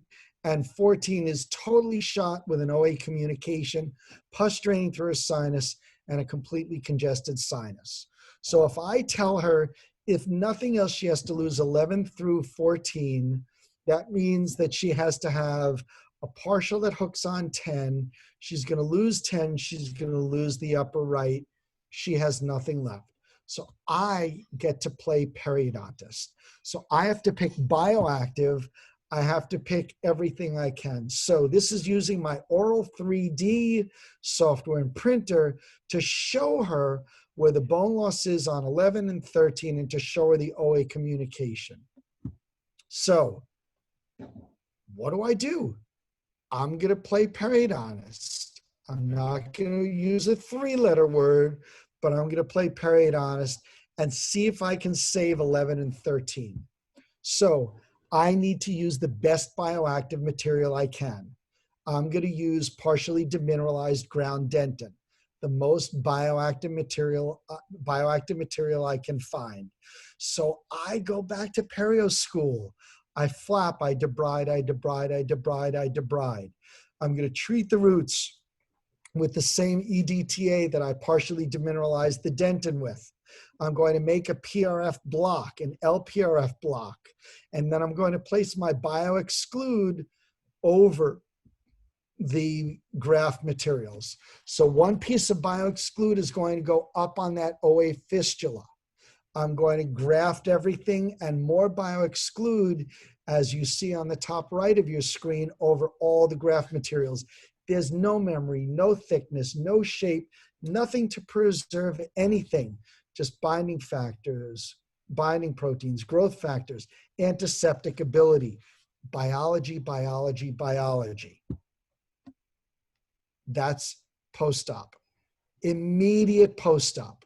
I'm not telling you anything more than that.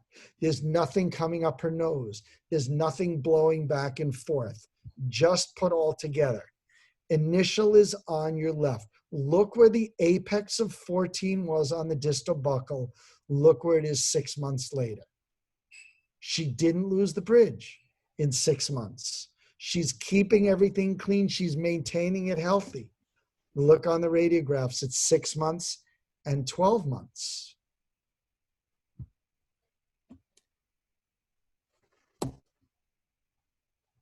Sorry about that. There's a moth attacking. Look at the pocketing. Distal 11 is 4 months, 4 millimeters. Distal of 13 is 2.5 millimeters. That's what the CBCT looked like beforehand. That's what we started with. That's what we started with. That's what we end with. So, what do you do here? How many of these teeth are you taking out when you take out that failing implant? Here's a patient who decided at 70 years old to start smoking. Are you going to play periodontist? Are you going to make a 6-unit bridge? Are you going to take everything out and put implants in the canine spots? We're going to just take out the tooth next to the canine, partially demineralize the dentin, and we're going to be periodontists. We're going to root plane everything, the infrabony defects, the superbony defects, cold hard steel on the implant, EDTA, iodine on the implant, bioexclude, as you see in the middle, over everything. That's initial. Look how deep the defect is on the tooth on your screen, just to the left of that implant. There's only 3 millimeters of bone around it. On the tooth just 2 to the right of that implant, so tooth number 23, there's only a sliver of bone on it. There's only 4 millimeters of bone below that holding that tooth in place. So where are we 18 months later? Looks pretty damn good to me. That's called playing a periodontist. 2 millimeter pocket depth, blanching, as if Lee treated that patient in Florida and he came back up north in the summer. No bleeding on probing, blanching. And that's around the implant. So we have elephants that can paint. We can get bone grafts from all over the world. You've seen growth factors, growth enhancers. I think I've given you guys and ladies a heck of a lot to think about when your offices reopen. I do too, Bobby. That was a Lee, fantastic presentation. the floor is yours. Wow, I loved it.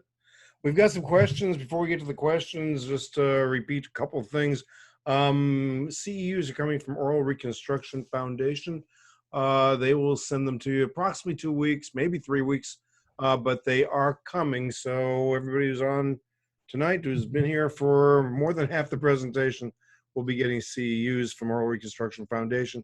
For those of you who missed the beginning of the lecture, or if you want to see it again, go to directorofdentistry.com/learn, and you'll be able to see Bobby in all his glory all over again. In addition, particularly for those of you who are not on the regular AAP list, because we've been advertising this on AAP. If you want to get on the programs that we're doing, we generally do these programs quarterly. This happens to have been a weekly program during coronavirus season, and we thank Bobby and all of the fine practitioners who have volunteered their time for this. But generally quarterly, the next one will probably be, probably in October. If you want to get on that list, you'll have the opportunity by going directorofdentistry.com/learn. You'll be able to check that you want to be on the list, and you'll get the notifications for these and other things that we send out. So let's go to the questions and let's see what we got. Okay, so this has nothing to do with what we talked about tonight, but what the heck? How do you see physical and biological properties in the graft materials that we use for PAOO? Now, I would imagine that if we're talking about PAOO graft materials, many people are using a combination of bio-os and freeze-dried bone of some kind. Right. Some are using all BioOS, and some hate BioOS and just use freeze-dried cortical cancellous bone or something like that. So where do you stand on the topic? So we just had on Alan Farber's group, we just had Rodrigo Nieva talk about biotype conversion. And what he does is he does periodontal regeneration and root coverage prior to orthodontic therapy, and then has the orthodontic therapy instituted about 4 months after treatment while that area is mainly woven bone. I've actually done it both ways, but when I do it the traditional Wilco method, I'm using the same methods and materials I use today, because I want my materials to be encapsulated more in vital bone than connective tissue. So I'll do a traditional corticotomy, but if I have periodontal recession, I will place Emdogain or Gem 21 on the roots, and I will mix either mineralized cancellous allograft with a porcine xenograft and put that over. Sometimes I'll use a barrier for containment and tissue thickening depending on the biotype. But there are other graft materials that histologically and literature have shown to be more, let's just call it bio-friendly in the literature than the bovine xenografts. Again, there's been brilliant literature on immediate socket implants and corticotomies using the bovine xenograft. So I won't take anything away from the long-term clinical success. I just look at biology when I pick my materials. Thank you. And it's a qualifier. It's from somebody we all know very, very well. Please let Dr. Horowitz know I admire his scientific expertise and clinical excellence. I only wanted to clarify his messages that he wishes to bring forward to his attendees. And this refers to the question I'm about to ask you, Bobby. I'm not questioning his results or how it's being presented. Okay, there seems to be multiple recipes that have been shown with the majority of Dr. Horowitz's preferences in materials with clinically successful cases, and with similar materials that have lost his favorite status shown with failed cases. Can Dr. Horowitz claim that whenever he used a material that failed, it failed in all instances, or were there successes?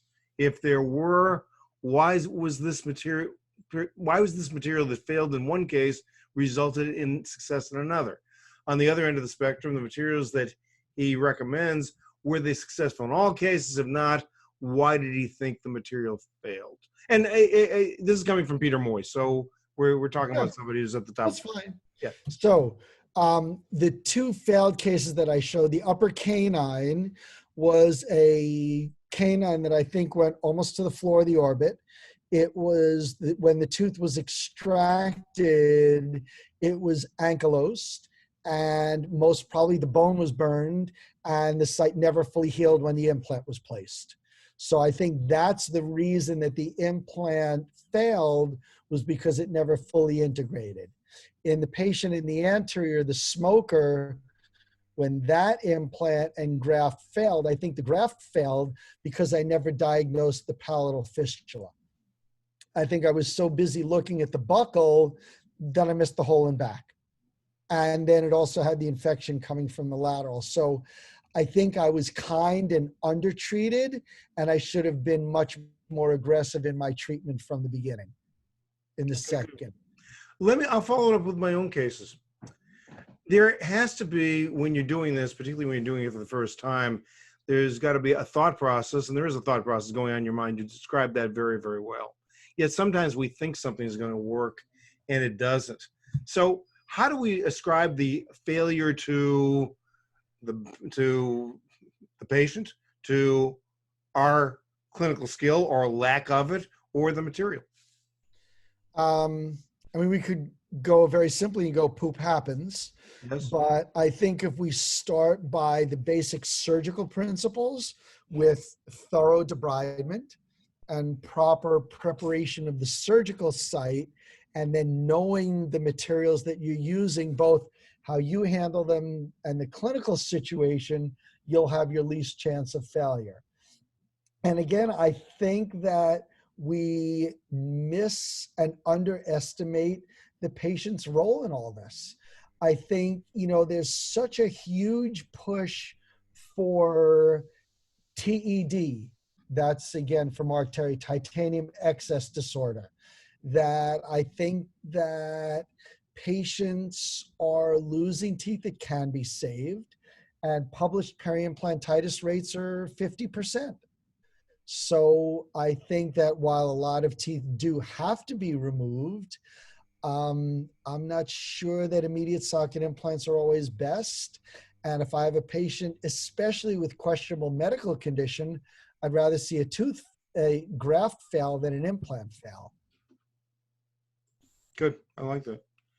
I almost pushed the wrong button and said goodbye to you without intending You to say can say goodbye. goodbye. I wondered where you went. I'm back. What is your ideal particle size of the cortical cancellous mix that you use when you have to augment in the case of a thin cortical ridge using lateral augmentation? One, use a titanium reinforced membrane to maintain the space.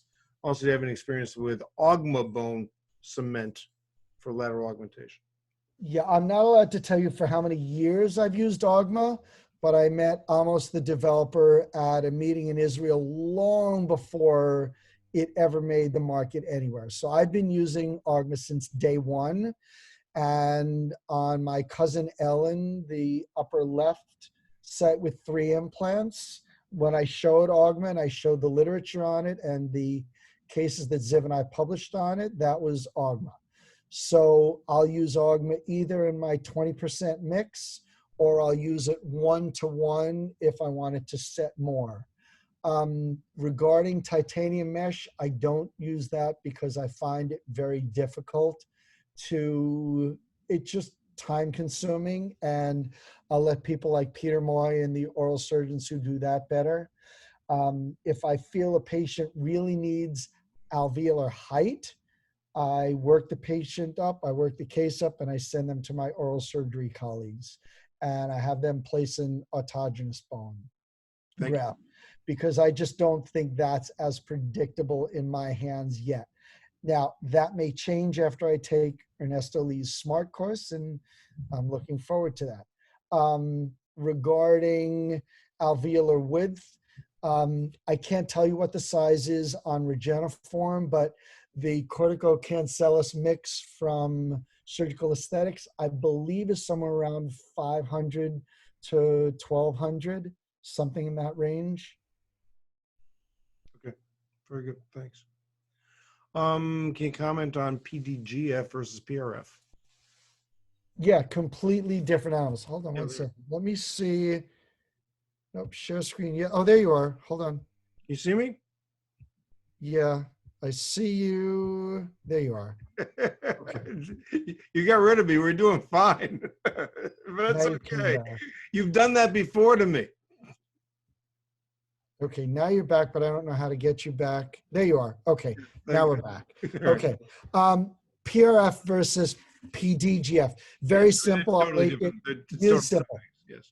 PRF, I look at as a growth enhancer. Yes, it has growth factors. It has all of them. They're non-quantifiable. They're patient variable. And although they are released over a month, we don't really know the clinical versus statistical significance, which is why when you look back at the presentation, you'll see the papers that I quoted don't show it's the latest and greatest, but just show the questionable nature of it. Do I use it in every regenerative surgery where I'm not doing a specific study for a company? Yes, because I think a belt and suspenders is better than just a belt. PDGF is a growth factor, like bone morphogenetic protein, only you don't look like somebody's hit you in the face with a brick. It is 10 times the amount of platelet-derived growth factor that's in PRF. It will give you more angiogenesis, osteogenesis at a cost, but it is a true growth factor. And it's been shown, unlike PRF, to give you true neogenesis of tissues and root coverage.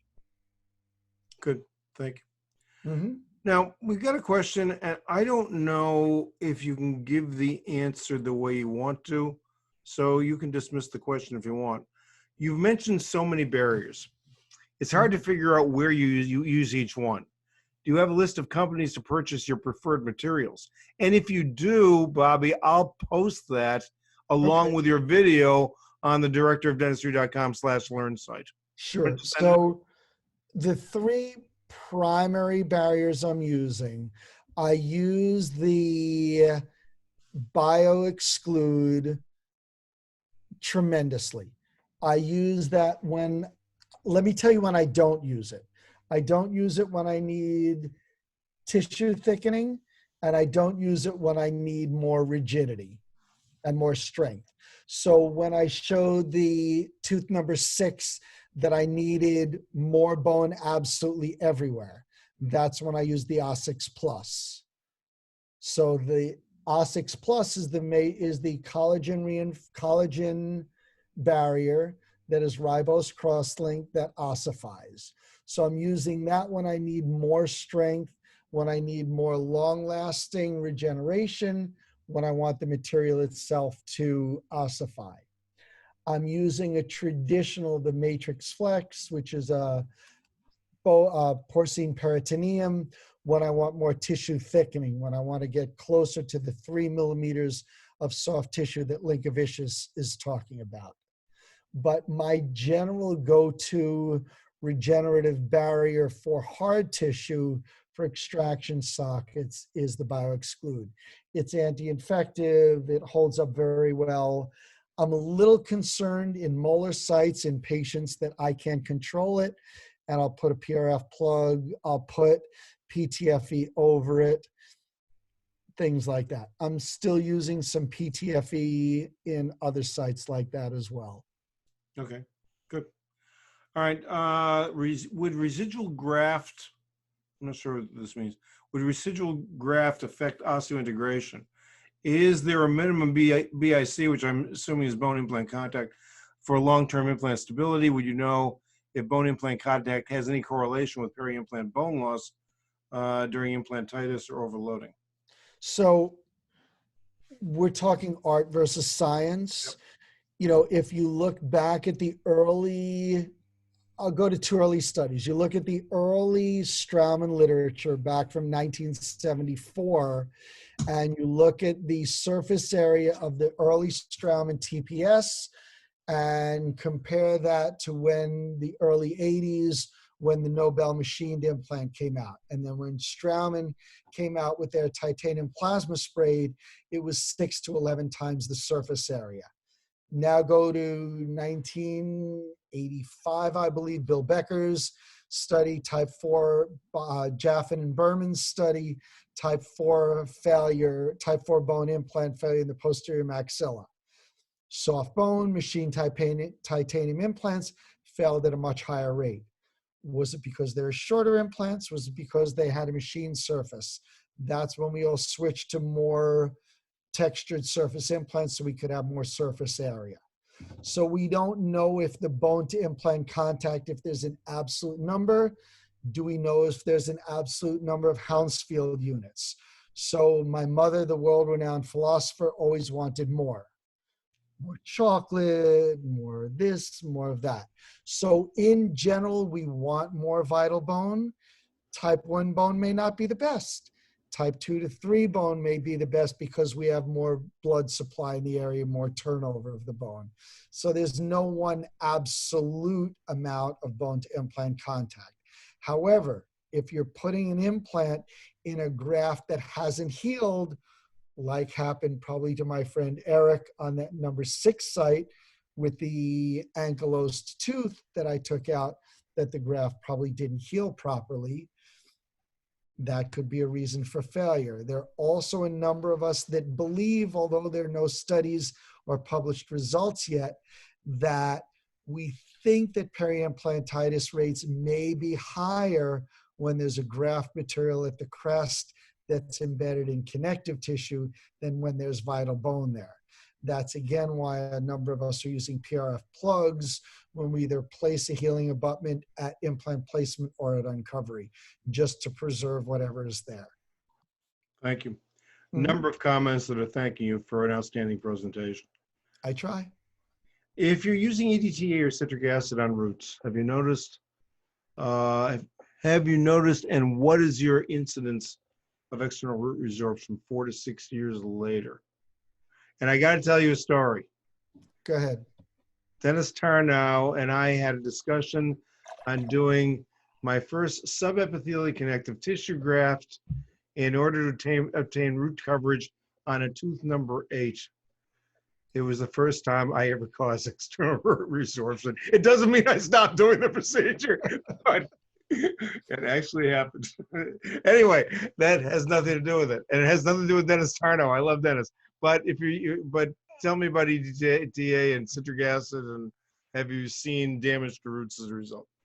I think in my whole career, I've seen only 4 or 5 teeth with external root resorption, and none of them are ones that I've treated.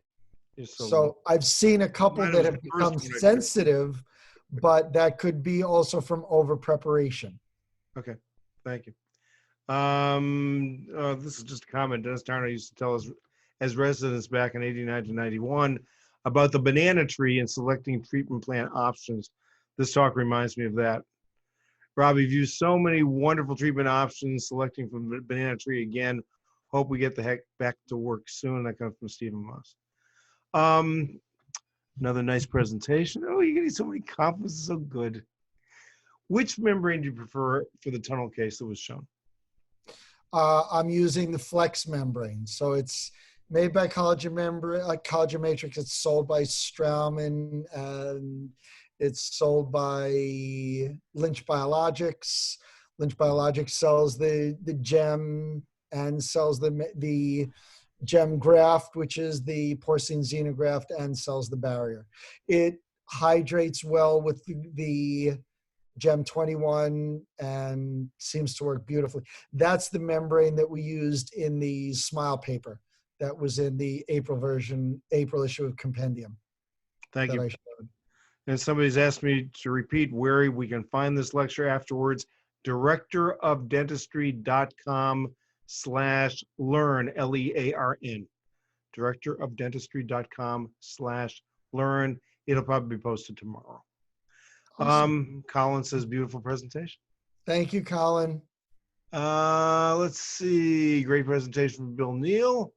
Have you used a product called Foundation? Once. Okay. I used it once. From what I remember, it's made from cow skin and couldn't even get a core of it. Again, that's an N of 1. Yeah. So that's it. And those are all of the questions. Bobby, this is just outstanding. You know, the preparation you did for this thing, just that. Yeah, I know. Look at you. I mean, I guess during this time we don't have that much to do, but still, it's funny during this time. We had an awful lot to do, even though we had very little to do. Oh, way more hours of stuff. Filters, aerosol, UV lights, PPE sourcing from around the world, webinars on everything. I mean, 4 to 6 hours of webinars a day. Yeah. Trying to figure out, like you said, how to keep our staff sane, our patients coming in, and our families sane when we come home. Yeah. Which is actually the thing nobody's really discussing.